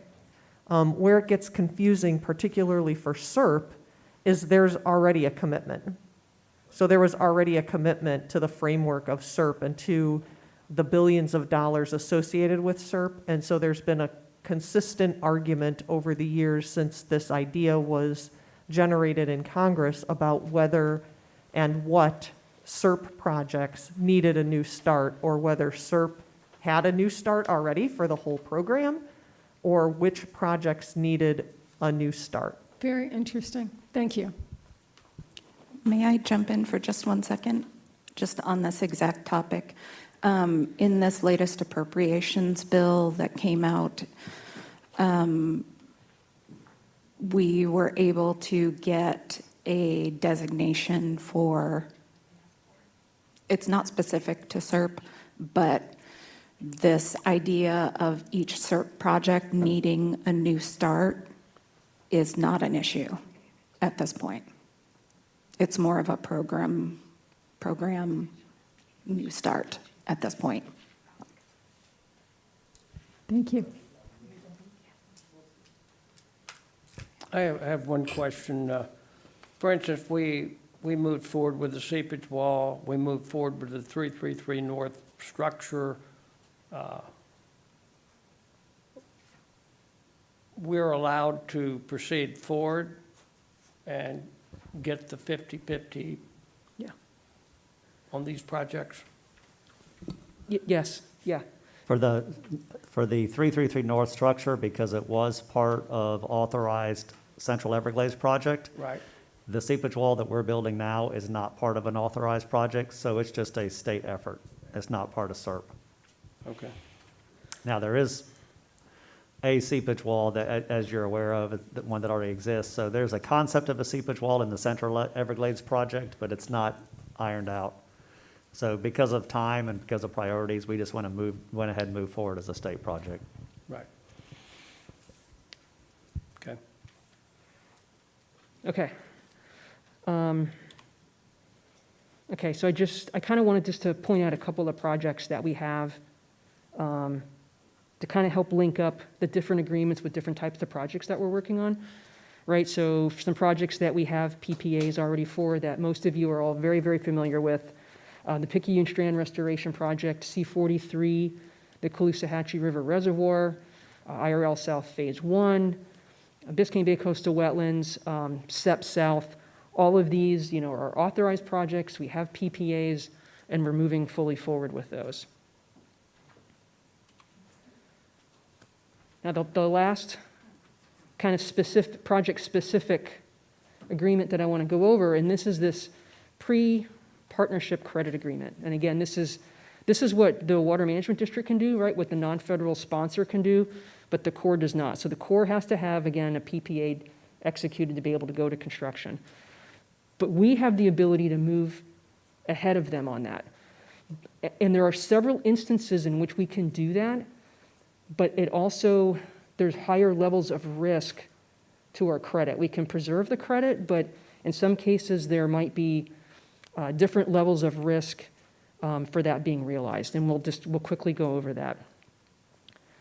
So one is if we have a fully authorized project by Congress, right? It's not been appropriated yet, and we don't have a PPA, so we're waiting for that to happen.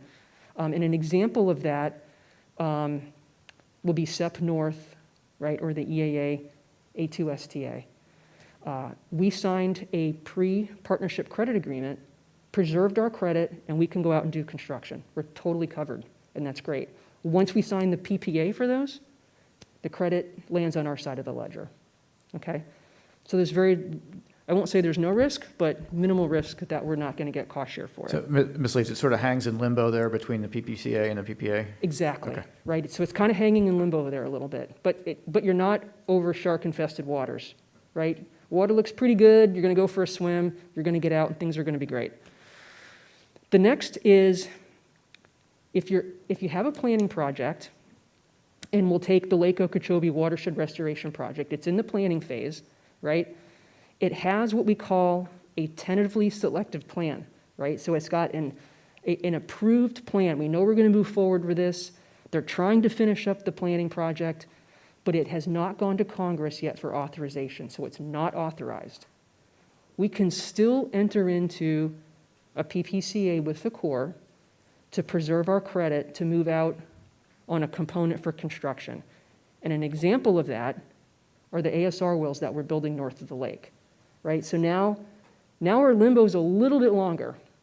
So we've signed a PPCA, we can preserve our credit, but if that project does not get authorized, we won't get credit for it. So that's the little bit more level of risk. So it's a higher risk threshold. Higher risk, right? And then the last instance is if we're in a planning project, we have no TSP yet, but we want to move out on something, we cannot execute a PPCA and preserve our credit. That will totally be at our cost. So I kind of really wanted to clarify those three things because in several different instances, we will bring these to the board for your input and for your approval. So the third bullet, have we done that? Is that? We haven't done that. That seepage wall is not that because it's not part of SERP. It's not part of Got SERP, it. no. Okay. But, go ahead. I'm sorry, I was going to talk about WERP. Yeah, Okay. yep, we're on the same page. Okay, so you've heard Mr. Bergeron talk about new culverts and the levee on the west side of the park. That's in that bucket right now.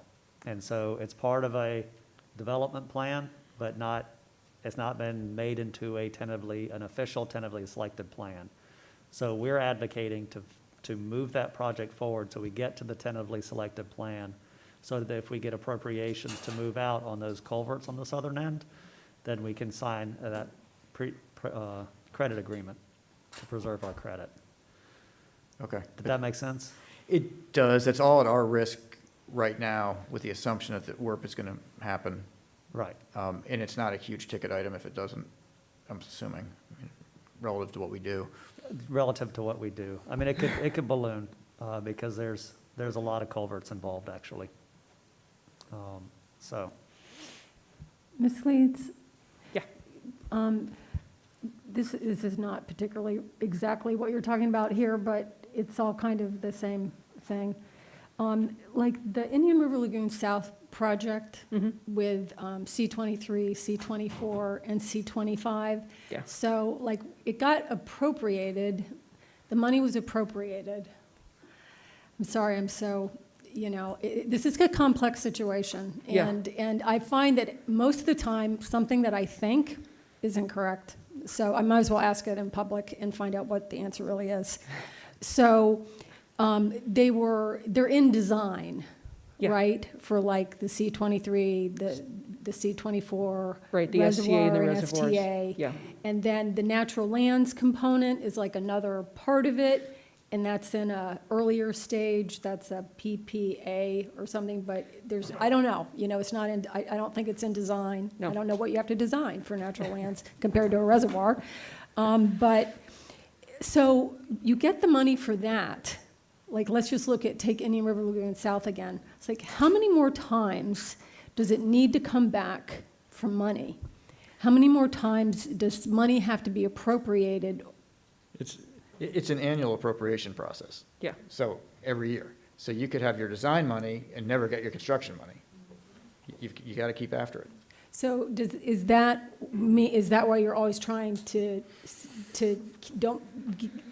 keep up, right? You have a better chance of getting your money if you're keeping up? In theory, it's always up to the appropriators, and it depends on what the priority is Okay. that year. And it's, So you have a project, I mean, this is just to think all this through. So you have a project like Indian River Lagoon South, which has been on the books for a long time. And I thank you very much for kind of calling out that it has a connected function. It's not just the C-43, it's the C-43, the C-44, the C-23. Oh my God, am I messing them up? You got it. C-44, C-23, it's 4 different things, Yeah. okay? Thank you. So, can it happen that time goes on, things change, and so other things get appropriated, like maybe the ASR wells, Yeah. or the EAA reservoir, or the Tamiami South, or any number of things, the C-43 something, you know what I mean? And so all of a sudden, it's like, oh my gosh, what happened to Indian River Lagoon South that was on their way back then? So I guess the good news here for that part, since that's an area I'm from, is that something wonderful happened last year. And now it's stakeholders' responsibility, basically, to get in the game, right? To push, to make sure we're talking about it. And hopefully there'll be such a good outcome from the C-44 when that is started that we'll be so excited. You know what I'm saying? Because excitement is the key. Yeah. Excitement is the key. But I think that is a good example how a huge project could be left in the dust to rot. And Picayune, too. Why don't you tell that story? Because I'm going there, but I don't even hardly know what it is. What is it? The Picayune Strand Restoration Project was one that you saw on your IDS when we first were looking at a Generation 1 SERP project, and it restores 55,000 acres of natural land back to the original sheet flow. And what happened? Why isn't it finished? Well, it kind of languished there because of funding at some point stopped, and it just stayed there. Drew, do you want to add something to that? I wasn't as engaged. I think one of the things that happened in history was the real estate recession. That really put a kibosh on a lot of funding for Everglades restoration. And so you saw things moving, and everyone was doing great, and then the recession hit, and a lot of finances just went to the wayside, so there was a big pause there.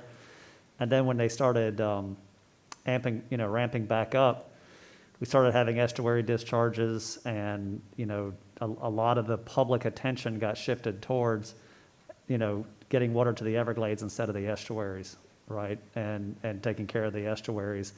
And so I think in around that time, John, there was a shift from the state building Picayune Strand to the federal government building Picayune Strand, because all the state appropriations were going towards that around Lake Okeechobee and the estuary discharges.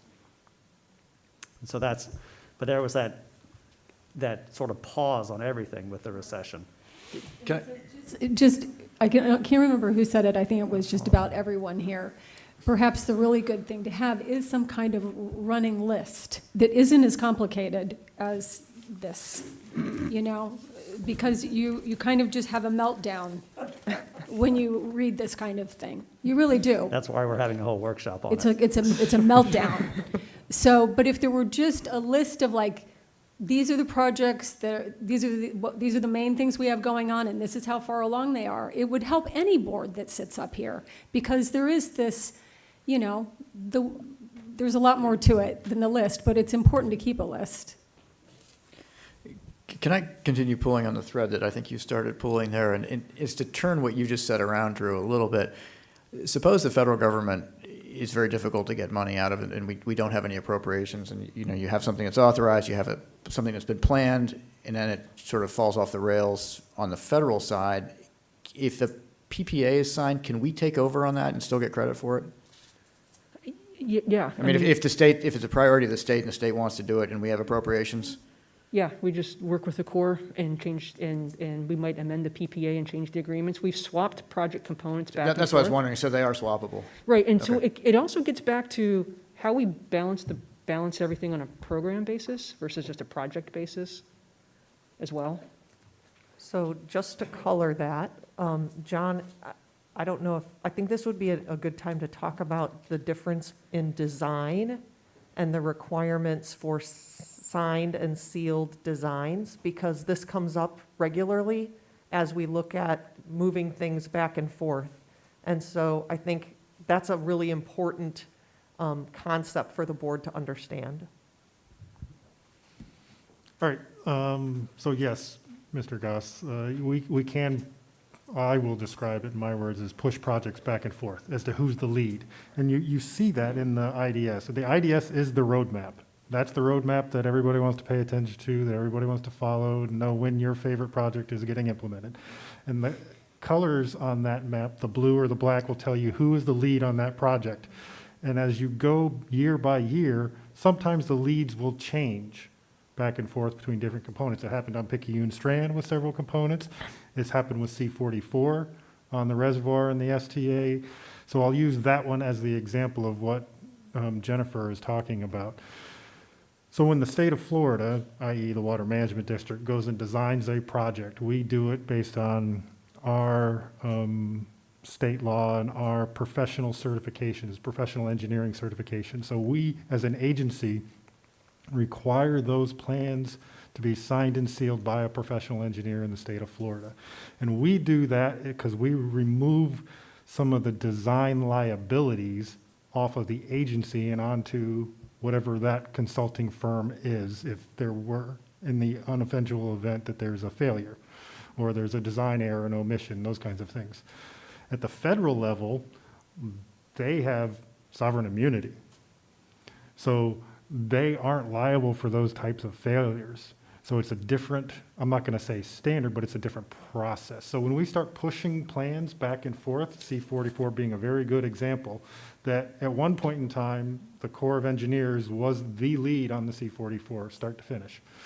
And we took over and started designing the STA, and there are repackagings that goes on with that. So pushing things back and forth, Picayune Strand, can lead to delays in the implementation just from who's the lead. If you've gotten so far down the road on a design, then you push it over to the other side and they have to repackage it to get into their specification sort of outline and format. So that's interesting. So once it's designed, it isn't really designed. It's designed for whoever's doing the project. It's not designed, period. Correct. In other words, I would not be able to pick up wholly something that the Corps designed and just put it out on the street for a bid. We'd have to add our contract language to it and do some other things. Is that something that can be fixed? I mean, I'm not an engineer, clearly. But, once someone's sealed, I mean, the Corps builds things to, pretty much last for Armageddon, as far as I could tell. So I can't imagine their design isn't good enough for the state of Florida. Right, it's not so much the actual design itself, the engineering behind it. It's more of the contractual procurement method of acquiring those services and how the contract is structured. So I guess to answer your question, yes, there are probably ways that we can work on it, and we've been trying to work on that over the years. The best way to avoid it is don't push things back and forth. When you start something, finish it. Yeah, believe me, I get that, but the whole point of the conversation is the appropriations process is really lumpy, and you can't depend on it. So if that's the case, then perhaps having a more fluid design standard would help us. And I don't, if that sounds like Ms. Ann say, it might be more in your realm than ultimately, but if there's a way we can, it would certainly be, it seems to me to make sense. We're controlled by money, you know. But I got to say, thanks to the governor's vision and leadership at the state level, we're very blessed to have and the legislators to have the funding, recognizing the importance of drinking water, clean, and quality of life that brings economical growth and jobs too. It's all tied together, and so the important thing is we keep pushing and for the funding, and at the same time, with our the best staff in the world,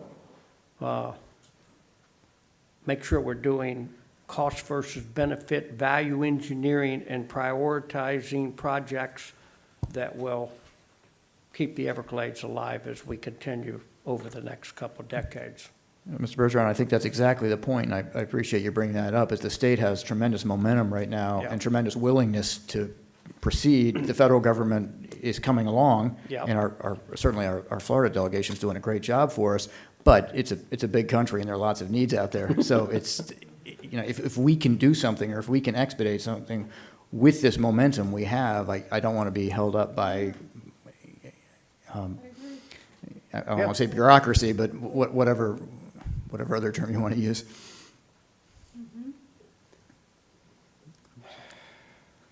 Okay, so I put a couple of project photos on here just to get you guys ready for the last slide. Everyone's favorite flow chart. I think once Ms. Roman and I spent almost 2 hours talking about this one day. Really, I'm not going to go through all of this. It represents the planning process. So our planning studies, these are the different steps on this flow chart that our planning studies go through. And I wanted to point out a few things. The ovals at the top, this is where the governing board has input into this process. Down here is where we see execute a project partnership agreement, and that's this red box right here, the PPA execution. And then how we just talked about in the PPCA, how we can then sign and preserve our credit. I tried to outline the whole area in this planning process and where that can occur. So there won't be a test on this later. Okay, so with that, that covers all the project agreements, the program agreements.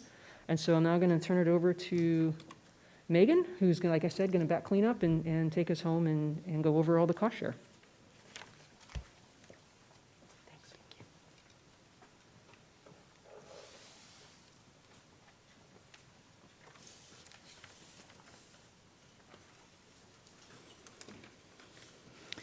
Hi, everyone. I hope you saved yourself for some fun, because this is the best part. I have met several of you, but not all of you, so I thought I'd just take a minute to tell you what I do here. In my role, I work with the Army Corps on all of those cost share agreements that Jennifer just told you about. I also work on balancing the cost share with the Army Corps, as well as do some of our federal legislative work. So let's jump in. Here we go. So what is cost share? I know you probably all have a pretty general idea of what it is, but just to give you all the information that you might need as you're speaking to other people, I thought we'd go into a little more detail. So cost share is the way that the state and the federal government track their expenditures on SERP. It's the way that we can show an investment in SERP made by the federal and state governments. So all the money in SERP is tracked, and it's tracked by whether it's design, as related to the design agreement that Jennifer just told you about, and it's also tracked related to the master agreement that she told you about. And that would include construction dollars, like she told you. The cost share is important for many reasons. One being that we're able to, as we were just talking about, track in a programmatic way as opposed to an individual project way how each agency is spending their dollars. It also allows, like we were just talking about, for us to have a little bit of flexibility in who's performing each project. So, for example, the district took on the C-43 project. Instead of the federal government having to specifically give 50% of that total project, now they can go and do components of Picayune to make up that 50% programmatically. It also allows us to change who is doing what project. So, for example, if the appropriations did not come through for, as an example, Biscayne Bay coastal wetlands a couple of years ago, the federal appropriations didn't necessarily come through, but the state had money to do some additional work. So the state came in and did components of Biscayne Bay coastal wetlands, which allows the project to move forward maybe a little bit more quickly instead of having to wait for those appropriations. And the opposite is also true. If the state didn't get appropriations and the federal government did, this programmatic balance would allow the federal government to take over some of those components. So the flexibility of looking at this on a programmatic level as opposed to an individual project level is very beneficial. And I wouldn't say it's incredibly common. So the other thing that is important to know about the cost share balance is that the state needs to remain ahead of the federal government in credits. And that's important because the federal government can't be seen to be, I'm not sure what the right word is, but basically fronting the money for the state component of that 50%. So that's an important part of this cost share balance to know.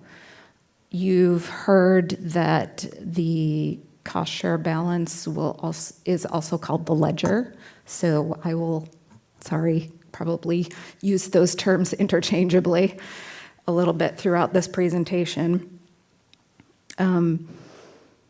We look at this ledger on a yearly basis, and we've been doing it in conjunction with the IDS planning every year. And so that allows us to, if we see an issue where the state may be getting a little bit behind in the cost share ledger, that allows us to, in that IDS, maybe switch the components. So the state might take on something that the Corps was originally doing, or vice versa. It could happen either way. It also allows us to make those changes to the project schedules, like you were talking about, Ms. Thurlow-Lippisch, on IRL South. It allows us to maybe pull some of those components forward, depending on the appropriations.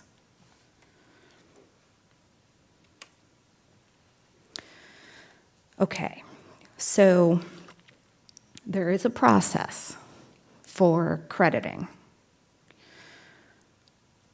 What is required for the district or the state to get credit for is to have an authorized project. So we need that congressional authorization first. Then we need an executed PPA. Without an executed PPA, we do not receive credit. We also need to make sure that we are coordinating at all phases with the Army Corps. That's important because if we do not have that coordination and we move ahead with a change to a project, that could impact our ability down the line to get cost share. We need agreement and understanding between the two agencies. So along with this presentation, you got another giant spreadsheet. And I would ask you to take a look at that, if you would. And as I go through some of this information, I'm going to walk you through that spreadsheet as well. So if you take a look at that spreadsheet, what you're going to see is that there are projects listed over to your left, on your left-hand side. And then the next set of columns, and that would be B through H, will tell you what stage the project is in. So that'll help you because you'll be able to see with where the check marks are what phase this project is in. So in the example on the screen here, we have Lake Okeechobee Watershed, which, as Jennifer told you, has a TSP and it also has a PPCA, so that allows us to move forward with the ASR wells and preserve our credit. You can also see the C43 reservoir, which is an authorized project with a PPA.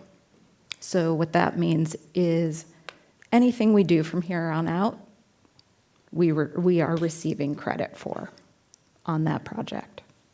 Does that make sense? Okay. I'll probably ask you that several times because it's complicated. So can I ask you a question? Yes. Here? Line 13, for instance, how do you have on Biscayne Bay, you have a no TSP and an authorized with PPA? Why do you have both checked there? That is an excellent question. Thank you. I meant to mention that. So there are a couple of those on this sheet. SEP is another one. And that's because there are a couple of different phases of the Biscayne Bay coastal wetlands. Phase 1 is authorized and has a PPA, whereas Phase 2 has now been rolled into the BBCR effort, so it does not have a TSP yet. So we can try to make that How much are we on the hook for on that one? on BBCR. On anything without the TSP? Well, without Because you don't delineate, right? Right. Okay. So without a TSP, we can't really tell you what it's going to cost because we haven't gone through the full planning effort. So we don't even have a planning level cost at this point.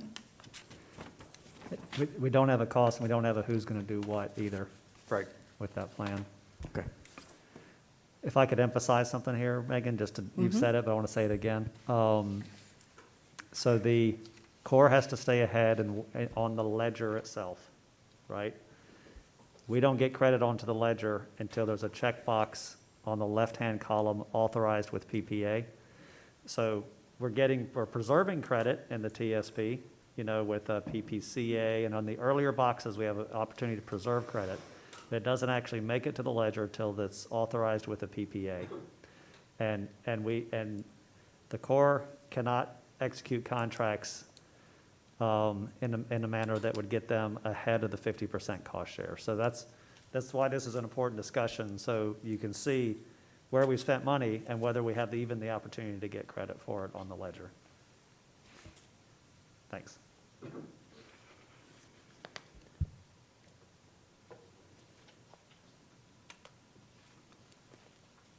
Okay, moving into a little more detail on how the process works. If you'll go to columns I through L, that will give you the district's total expenditures and encumbrances on a particular line or project. So how this works is the district will submit a credit package to the Army Corps on a quarterly basis so that we can track costs, spending, and contracts throughout the year. The one that matters is when we submit a final crediting package at the end of a fiscal year to the Army Corps. At that point, and I should say, there are very specific details that need to go into this crediting package, which we have worked out with the Army Corps. So at this point, once they receive our final crediting package, they can either approve, defer, or deny the credits that we have requested. If the credits are approved, then the work goes, or then the amount goes on the cost share ledger at that point.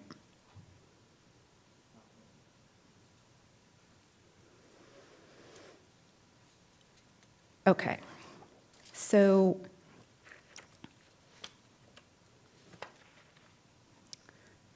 one of the things that you might be asking yourself is, why would something that we have worked on and submitted a request for credit for get denied or deferred?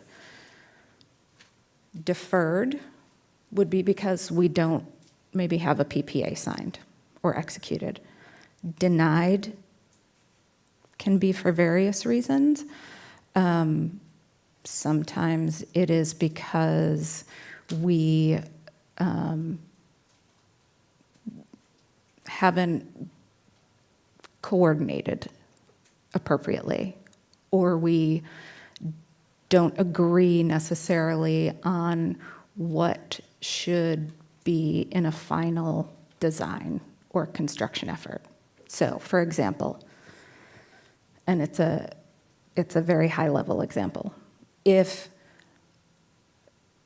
the water management district engineers and construction people think we should be using platinum on a culvert, and the Army Corps believes that we should only be using copper, the district would be on the hook for using platinum, the difference between using platinum and copper.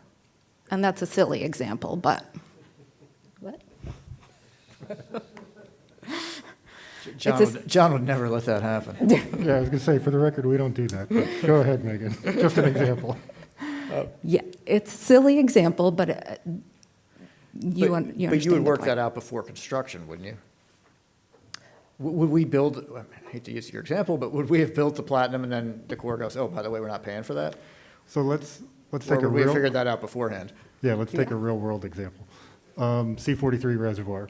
There are aspects, so as we go through the design process, with us being the lead constructor, the Corps of Engineers has got to sign off and approve that design. And in that approval, when they approved the C-43, there were certain aspects of it that they identified that they would not be cost sharing on. The sum total of that in this case was about $100,000, if I remember it correctly.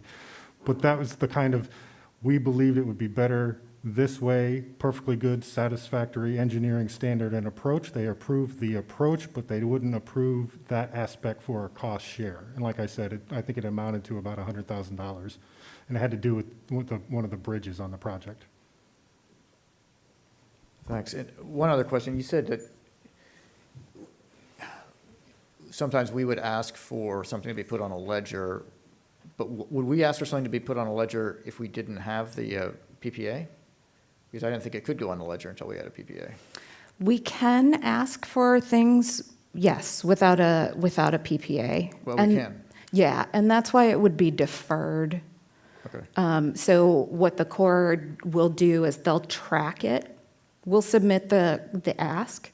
They will track it as a deferred.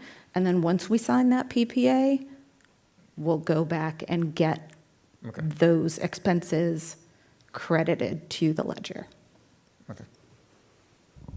It's very, it's more of a housekeeping type of thing. I have a question. I noticed in the notes that in many cases, real estate is not credited. Is a general rule across the board, or is that in specific cases, and what would cause us to be credited for real estate? Sure, that's a good question.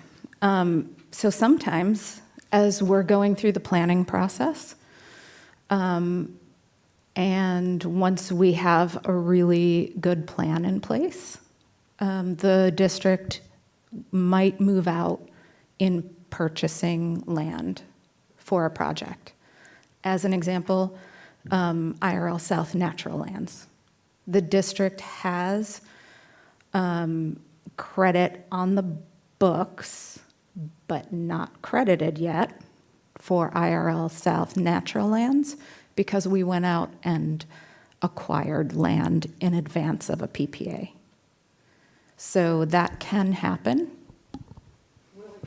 Will it be credited later? As soon as we do a PPA, yes. So going back to what Jen Leeds was talking about, the LERDs, that's generally picked up by the 50/50? The district is responsible for all the land acquisition. Right, but It will be it'll counted in the reimbursed, or it'll 50/50, be counted. yes. Gotcha. Yeah.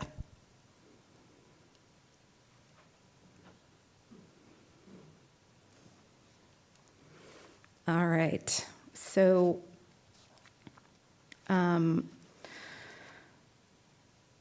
if you'll go back to your spreadsheet and the rows of M through P, those rows are district-related rows. The rows, columns, right? I always get those mixed up. The columns of R through T are core/federal government-related rows. So, you might be surprised to know that the district and the state are not necessarily credited with the same timing as the Army Corps.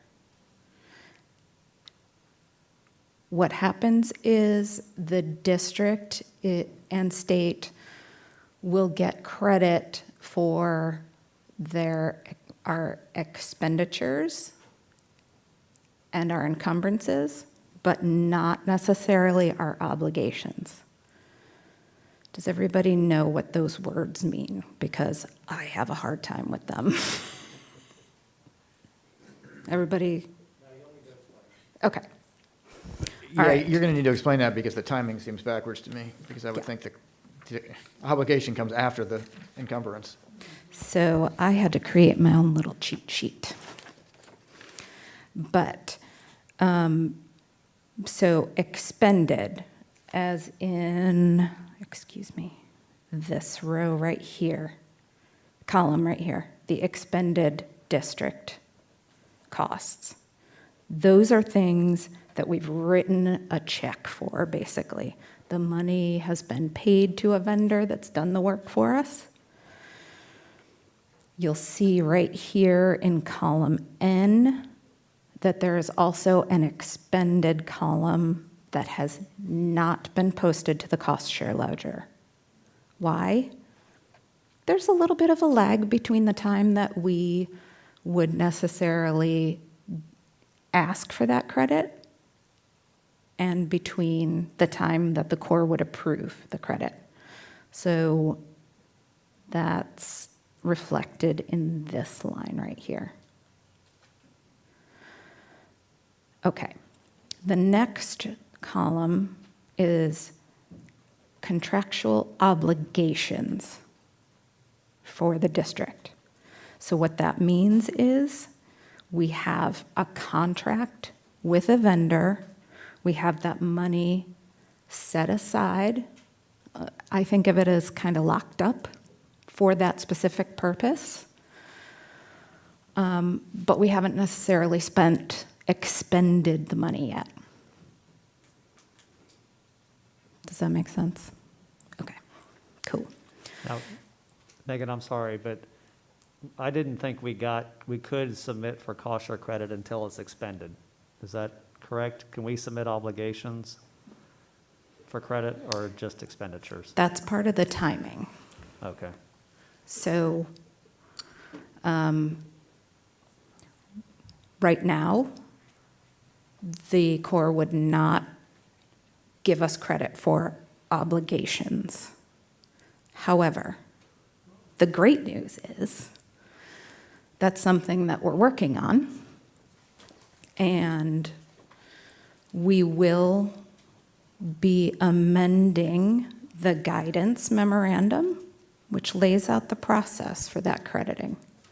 So it's something that we have spoken to Jacksonville District about, and we will be amending that.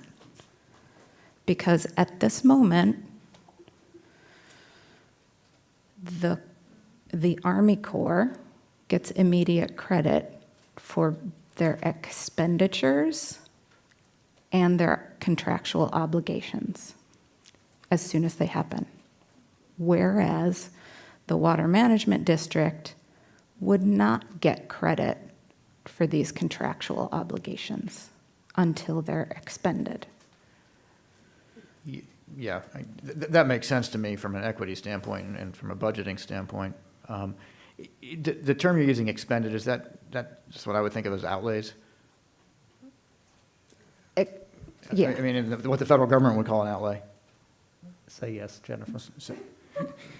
Yes. Thank you. So the point being, right now, we're not apples to apples on when we get credit. We're not apples to apples with the Corps on that timing part of this. However, like I said, the good news is we're going to fix that. So once that's fixed, how much movement are you going to see in the total numbers? Well, let's go to, if you would.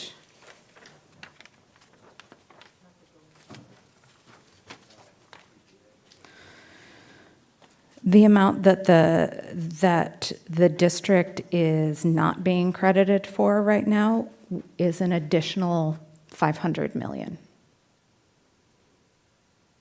So that, I'm sorry, I apologize. That's 37.0. Right. So, yeah, column O, line 37, 515.3. Yep, Okay. So that's money that should be on our side of the ledger, but just hasn't because of correct. whatever. Correct. Until the memorandum is changed, if the memorandum can be changed, so that the obligation authority is picked up on the ledger. Correct. What's the average time frame between getting these credits on the ledger, the lag time? I'll be honest with you, it depends. It could be as quickly as a couple of months, or it could take 6 months or a year or decades. There are a couple places where we need to work on that. So Well, it's important that's done as quick as possible, and how much do we have to be ahead of the federal funding in our agreement? We just have to be ahead. We just have to be ahead. Could be $1. Okay.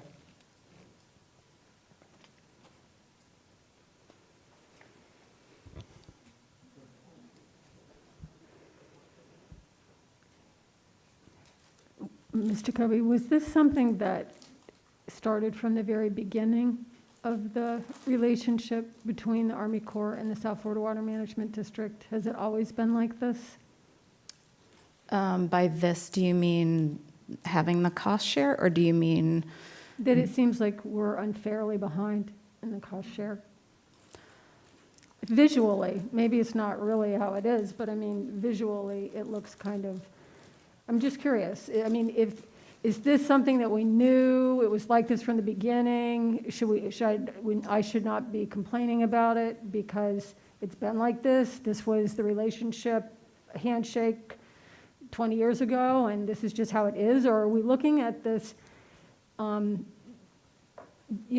I was trying to get it on my phone, but I couldn't. There have been a number of articles in the paper for many years, and there was one even just recently on this. And also, I mean, some of our most, to me, respected state legislators and federal, have pointed this out as a relationship problem. Sorry. So is it one that can be fixed? Or is it one that it's just the nature of things? You know what I mean? Not all relationships are equal. I know that. You have different things that you bring to the table in different ways. So is the point here to just kind of understand how things are, or should we be using every connection we have to help? I know Chauncey has lots of ins because of his background, but is this something we should do more to rectify? Yeah, it's a good question. I would say at this moment that we have real buy-in to fix it. Good. Like, I would tell you that I have no doubt that we're going to fix it. That's awesome. And I'm a worrier. Yeah. So, and by fix it is more fix the process, right? So that we can get credit to the ledger earlier than we do now. And so and you asked what's the purpose of this discussion and so forth. For me, it's educating you on cost share ledger. So when I advocate to get something authorized or advocate to sign a PPA, you know why, is to try to get us in the position to take some of these old expenses and get them on the ledger, mostly because a lot of the projects that are coming up, C-2324 reservoir and STA, the EAA reservoir, south, there's a lot of core expenses coming. And so we do not need them to be held up on using appropriations because of a cost share ledger issue, right? So we need to get a lot of these expenditures that you see in these columns, the 500 million, onto the ledger as soon as we can by going through these procedures so that there's no hiccup on the cost share side. Yeah, and the other thing that I would add to this is you may not be able to read it, but that SERP guidance memorandum was done in 2006. Our agreements, like the master agreement and the design agreement, were done a really long time ago when there wasn't necessarily a knowledge that this district and the state would be able to do the same things as the Corps, right? we're very unique as a federal sponsor, non-federal sponsor. We're one of the only non-federal sponsors nationwide that can do everything the Corps can do. So we're real unique in that aspect. So yes, it's been this way for a while, but part of that is because we didn't know our full potential, I would say.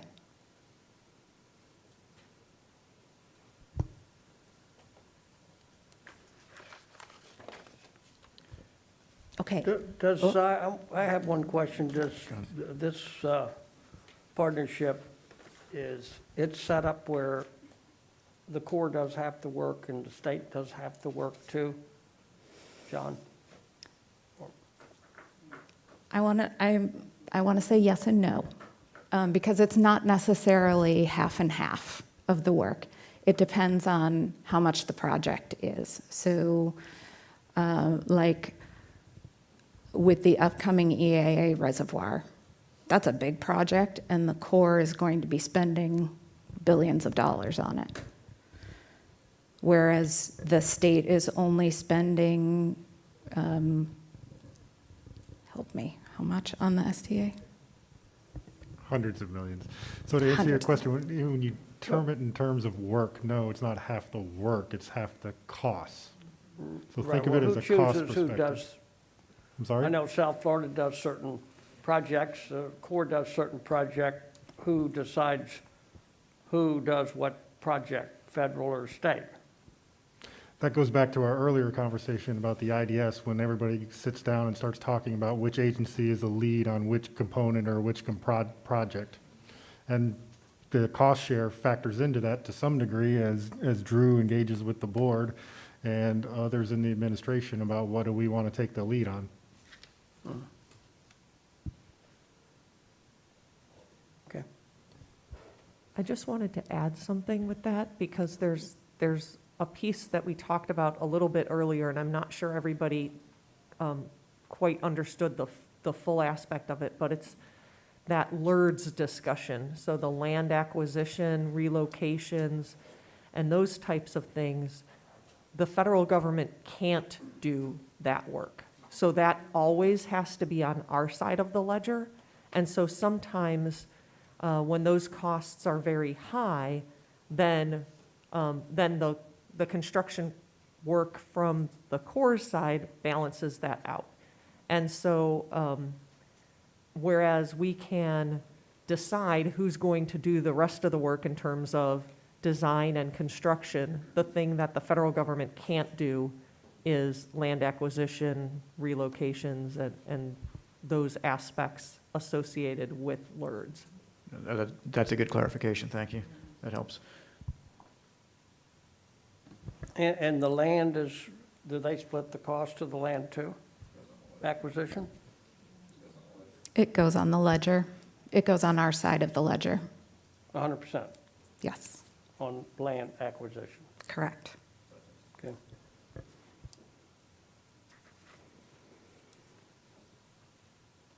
Okay. So, here's where we are.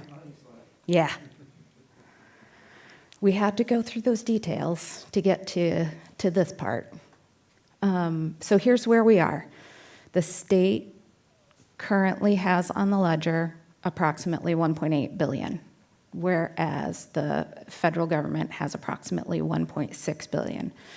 This is as of the end of last fiscal year, so September 30th, 2020. So yay, we're still ahead, and that's great. It's working. So something you might be asking yourself is, what happens if we get behind? Some of the things that our master agreement allows for in order to balance those books again is for the state to provide cash to the federal government.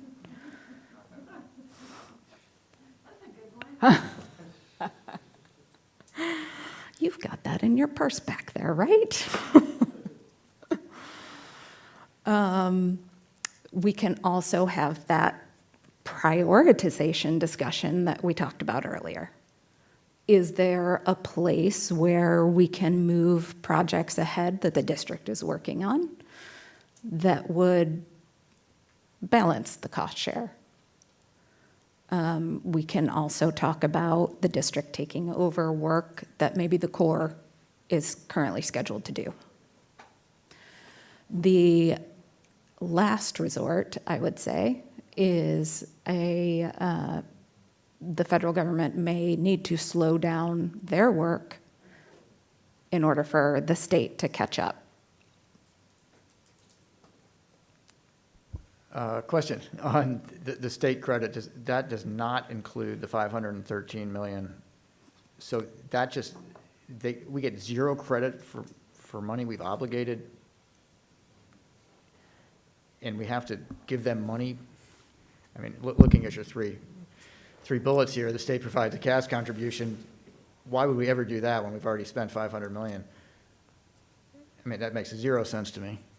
I mean, we're right now ahead by 715 million. Right. By my calculation.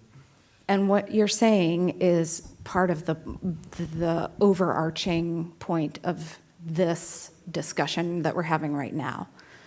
Because there are several things that feed into the cost share. So yes, if we do get that extra 500 million, absolutely, that's great. That puts us further ahead. There are also other numbers floating out there that I'm sure you've heard about the state being ahead by over $1 billion. I'm sure you've all heard it. So where does that come from? The state's total investment. Okay. So what that is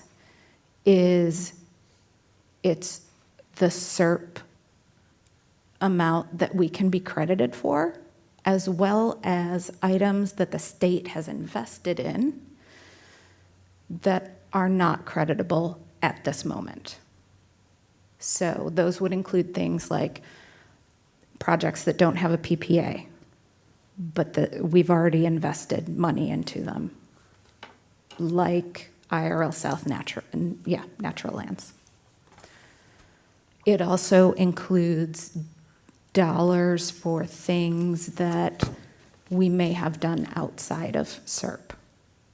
As an example, if you look at, I think I'm getting ahead of myself, but if you look at Acme Basin B discharge, so that's row 23. We did that outside of SERP. We did that with Wellington instead of within SERP. So those are dollars that we wouldn't get credit for under SERP. I have a question. I can see that when you look at this difference, you think that, we're way behind in everything. But you mentioned something earlier that the Corps normally takes on the very large projects, and you mentioned like the upcoming EAA reservoir is going to be $1 billion project. Is some of this planning for these major projects that are going to be coming online that the Corps is going to do so that we don't get behind those federal dollars? We do, as part of the IDS update every year, look out. This year we looked out through 2031.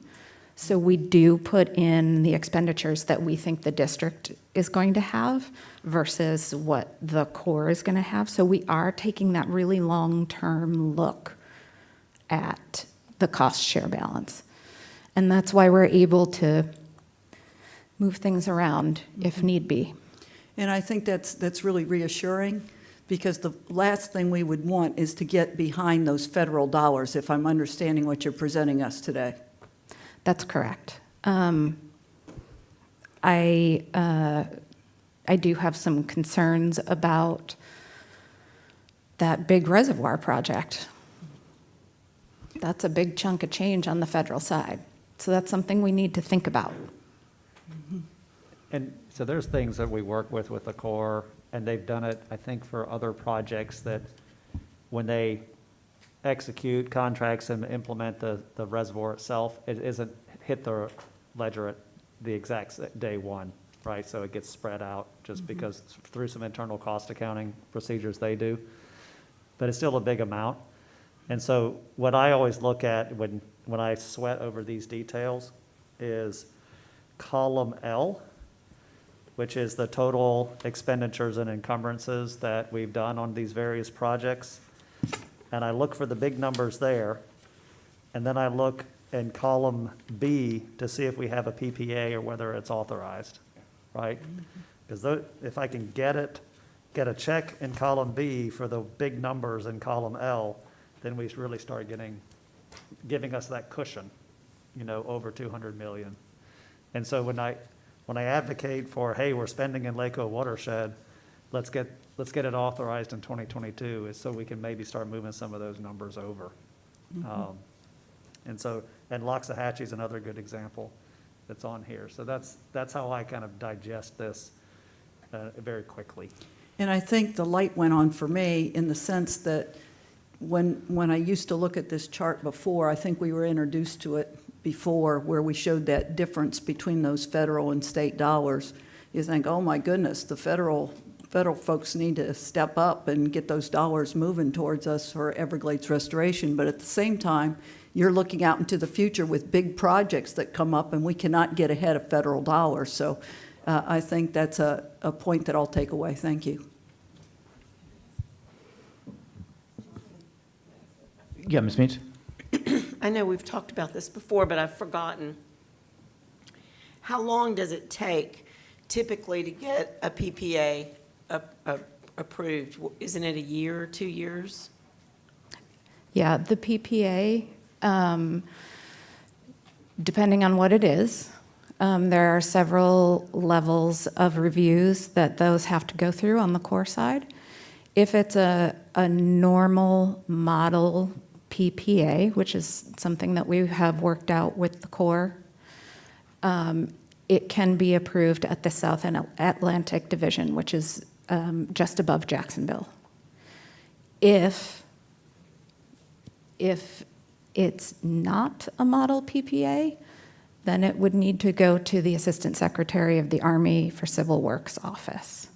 So once you start talking about going through reviews at Jacksonville level, SAD, headquarters, and ASA's office, you are talking about a year-ish. But if we keep it to the model and can move it for approval just at South Atlantic Division, we could get it done relatively quickly, maybe 4 to 6 months, depending on what it is. Can I follow up on that, Ms. Beats? So when you say if we keep it to the model, is that our decision or is that the Army's decision, and what determines that? It's a joint decision. If we, being the Army Corps and the Water Management District, decide there's something important that we need to put in a model or in a PPA that is out of the norm, that is supposed to be a joint decision. Do you have an example? Yeah.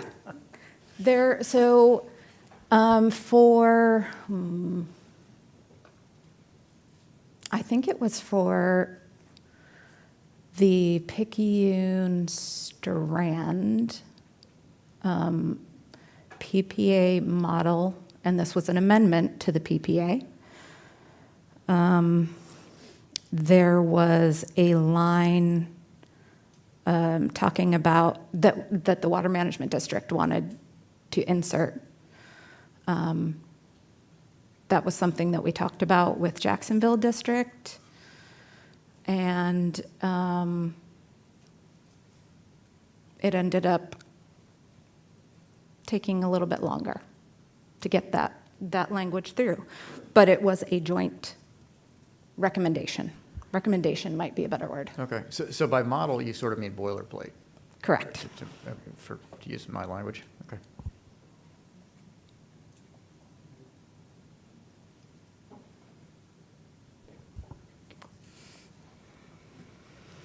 Okay. Basics here are,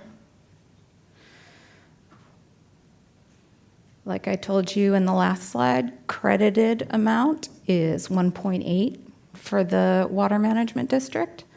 The non-credited amount at this moment is 1.33 billion, giving us a total state investment of $3.1 billion. So, like Drew said, a great way to look at it is if you see money in this chart that is not being credited, look over in those lines, the B through H lines, to see where the status is. Could be that we don't have a PPA at this point in order to get the credit.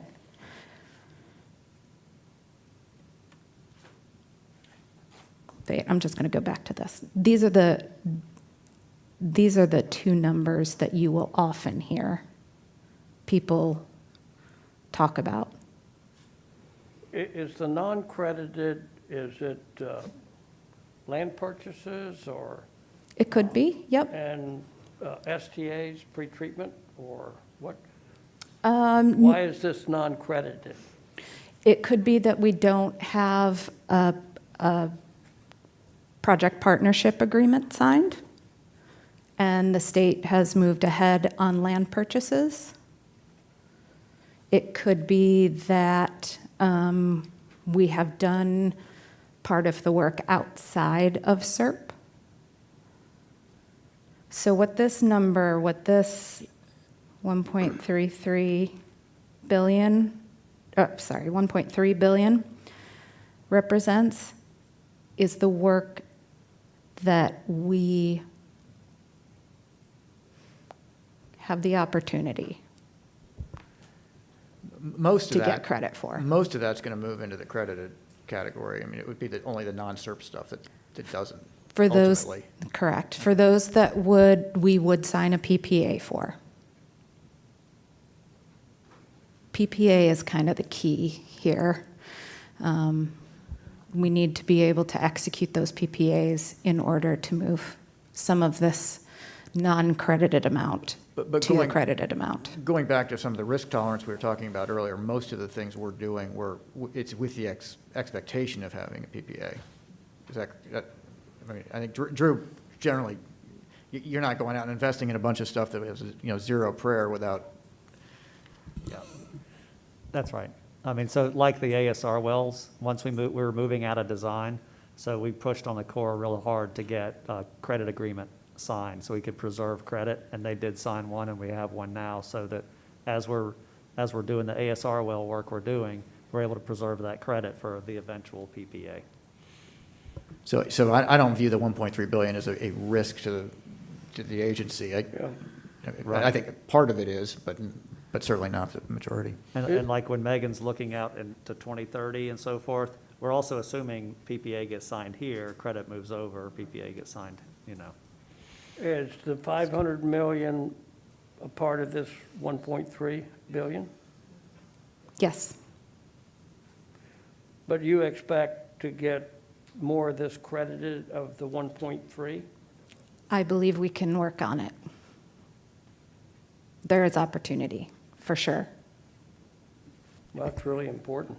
Well, that'll be important as we do the EAA reservoir, because if we're 700 million ahead versus 200 million ahead, that makes a difference. Absolutely. Yeah. Ms. Solovich? Thank you. So earlier, you said, I'm worried about that reservoir, and I just wondered if that was the EAA reservoir. Yes. Okay, and also, I mean, is there anything, I mean, all the discussion is very nice, but is there anything that we're doing that is jeopardizing the EAA reservoir? Because that is the goal that comes down from Governor DeSantis, and that's the reason I'm sitting on this board, that goal. So I'm curious, do the ASR wells in any way, or what we're doing with that? I know you're talking about it gives you an opportunity to get credit, but it's kind of like, it just seems like, I mean, we've talked about this the whole time. It's just kind of there's all this stuff, and yet there just something feels funny about it. You know, when you're spending this much money, you would think that things would be a little more secure, or you'd feel a little more confident. And so is there anything that we're doing that we could do better to ensure that the EA reservoir doesn't suffer from any of all the different things we're doing, and if I'm misunderstanding, I apologize, but to me, that's what's most important. Yeah, I would say no. This is a priority for this agency. I don't think there's anything that we are doing that would jeopardize that EAA reservoir. And all the support we're giving to the ASR wells is not jeopardizing that? No. Okay, and all the other projects and everything that we're doing is positive, because we're going to be able to put that forward on the ledger. Yeah, definitely. I mean, the goal here, as I see it, and Drew, you can tell me if I'm wrong here, but I think the overall goal of this agency is to make sure that we keep pushing Everglades restoration. And we can do that in multiple different ways at the same time, but now the priority is EAA. Let's get that thing moving. I appreciate that. I mean, there are a lot of other exciting things, including many others, but that was the wave that got us here.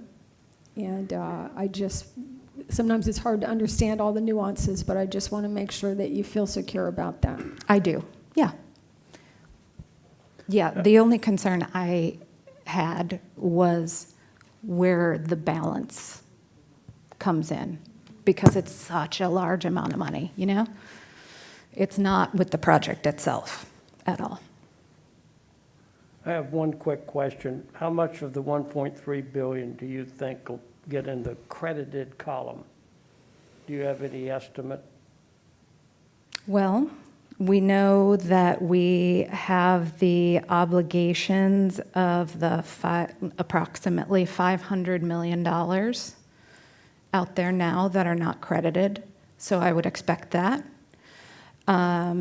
There are also additional land purchases on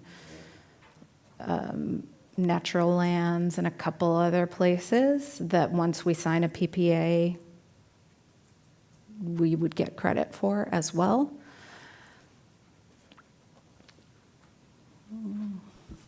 I don't know. If I'm reading Maybe. this chart right, Megan, because what I'm looking at is all the projects that are completed outside of SERP and how much was spent there. Yeah, how much is that? And it looks like it's about 11.7 million. So Ron, it's most of that will be credited. Yeah. I mean, of 1.3, yeah, it's a very small amount because the rest has PPCAs, right? Or No, not all of them. I see some that don't have a TSP yet. Right. But it looks like we moved out on some land acquisition or things like that. They're usually small amounts of numbers. But as we craft TSPs, we look at district assets and put those in the planning process, so. Yeah, my hesitation just with giving that number is purely because of some of those things that we don't have a project plan for yet. If I may, sorry. There she is. Yes, Cedar. it's not from above.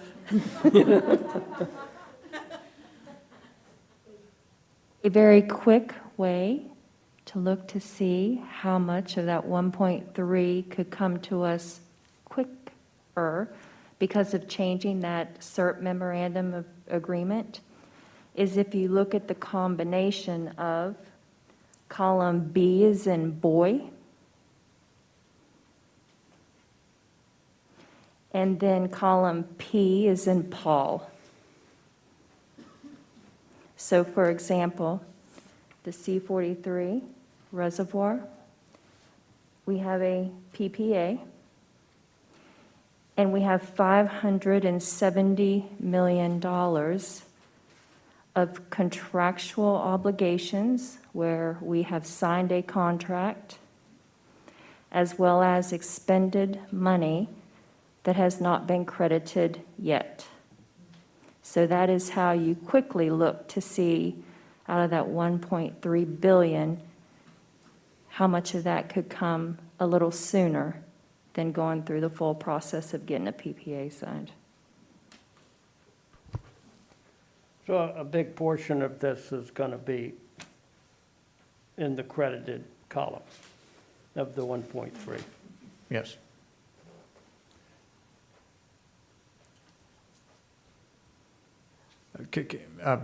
Ms. Heater, since you piped up, I was going to ask you a question anyway, and I'm glad you did.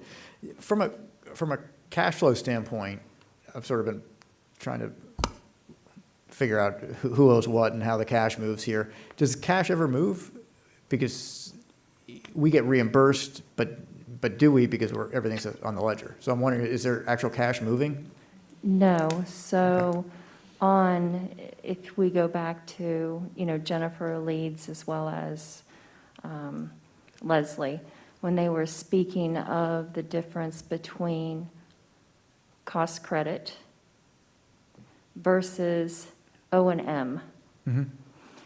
When it's cost credit, money doesn't go between the agencies unless, the Corps is doing something that we are going to get credit for, then we do provide some of the funding. So That's very rarely. The $570 million that we're spending on the C-43, for instance, that's all on us, and that's our cash outlay. There you go. And we're not getting anything back from it, except we're getting credit on the ledger for half of it. There you go. Ultimately. Perfect, Okay. yes. O&M, so quick, very easy. Construction, land, no cash back and forth. O&M, cash, there's cash exchanged. They give us money. You say credit for half of it, Chauncey, we get credit for all of it. Okay, I'm sorry. Thank you. Yeah. So we get credit for all of it, but, It counts towards our half. got it.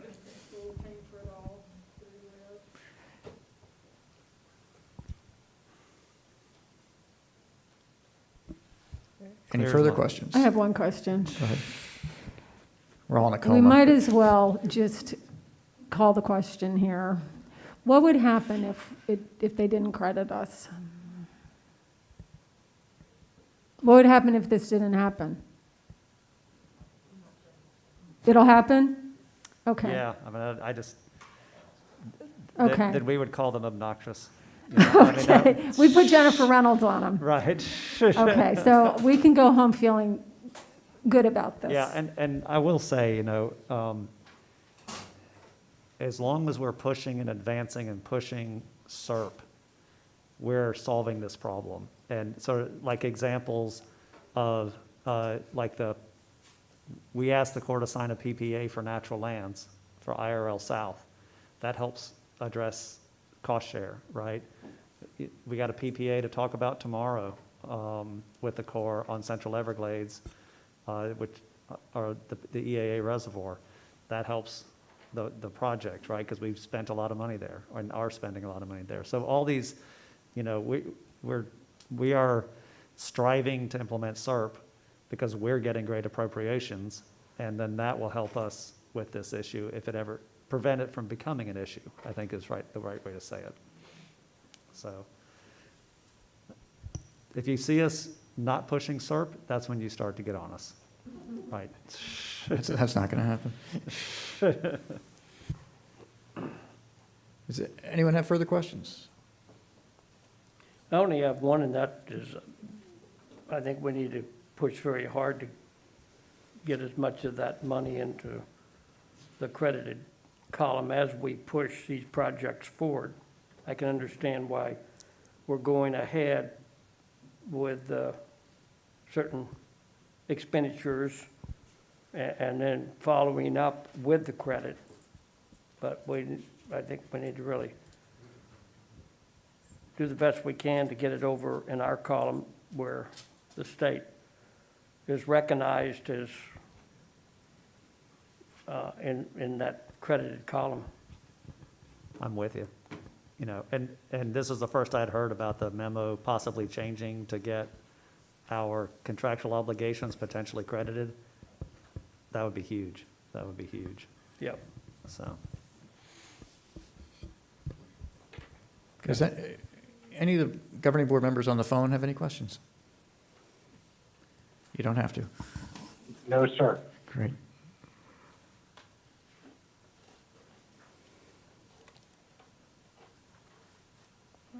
Ms. Jacoby, you have more? No, I think we already walked through this slide.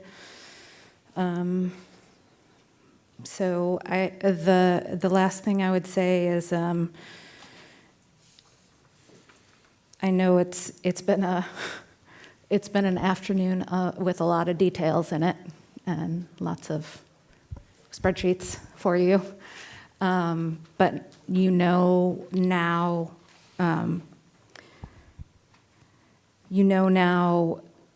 about the IDS. You know how the cost share can play into that IDS, and you know how we get the credits. So I guess I just wonder who's ready for their test. Well, we're going to have public comment before the test so we can study in the meantime. Okay. But I'd like to say thank you to you and to all staff. This is really, really helpful to me, and I'm sure the other governing board members, as you mentioned, you probably gave this to us in our first week, and we said, oh, yeah, great. But after doing this for a little bit of time now, I think we understand a lot more how it's important to moving Everglades restoration forward. And I thank you all for what you're doing and educating us. And I'd love to hear any public comments. So if you're in the public and you have a comment and you're using Zoom, use the raise your hand feature. If you're participating by phone, you can use *9 to raise your hand and *6 to mute and unmute yourself. And Rosie, I'll turn it over to you. Thank you, Mr. Chairman. If we could just wait a few seconds. Right now, I don't see any Sure. hands. They're all studying too.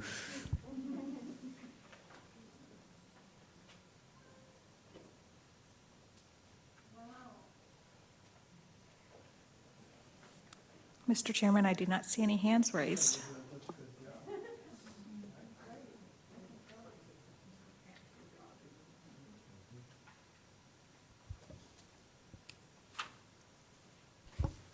Great. Well, thank you all very much. That, as I said, very educational. We learned a lot, and I think we're better board members, and we'll be a better board as a result of it. So we appreciate all the time and effort you put into it. And we have a governing board meeting tomorrow at 9 o'clock, and until then, we'll adjourn for now. Thanks.